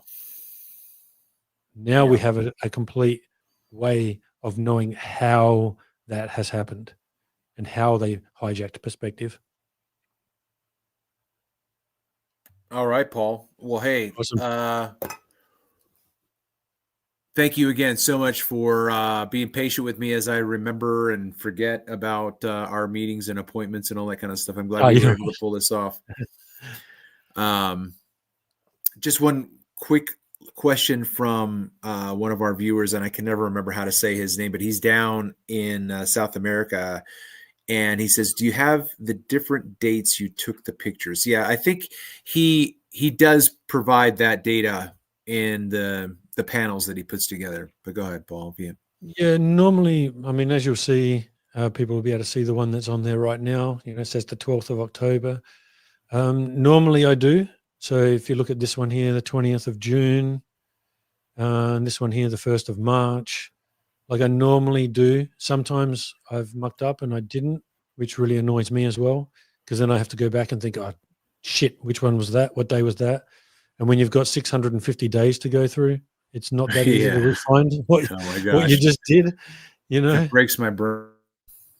So, yeah, but generally I do, because I do want it. So, like, if we look at this one, I labeled these 2 days, but forgot to label these 2 days, right? So, yeah, unfortunately, I'm not perfect. I make mistakes. But when we look at this or here, I've put the dates up here. I generally do have all the dates because I do want it so that if someone says, hey, I want you to show me your footage from the 14th of September, I can go, cool. Which ones do you want? You want it all? Here you go. It's going to take a while because it's about 60 gig. Right. Yeah, right. You know, so I generally do have everything. All right, man. Well, that's going to wrap it up for this latest exciting adventure of the plain truth with the plain reality, Paul. And would you mind just maybe posting a link? Can you do that real quick? For are you looking at the chat at all? Or if you I send it to am. me, and if you send it to me in Discord, I can put it out. Yeah, well, I think if I do this, at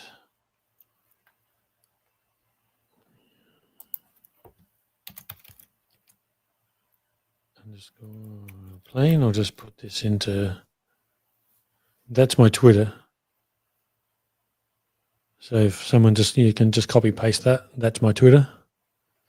And I will start posting to this channel from now on. Now that I've started presenting all of this, and in some ways, I'm kind of glad that I hadn't posted too much before, because now I've refined the argument. So now I can actually give the full refined argument within all my videos and everything that I do. So it's, Oh, in a so way, your it's more reality, robust. you're okay. So it's plain reality forward on your profile, but it's reality plain. That's my Okay, Twitter. So if you just put in that's why at I couldn't find it. reality_plane, you'll find my Gotcha. Twitter Yeah, I or my gotcha. X profile. Sorry.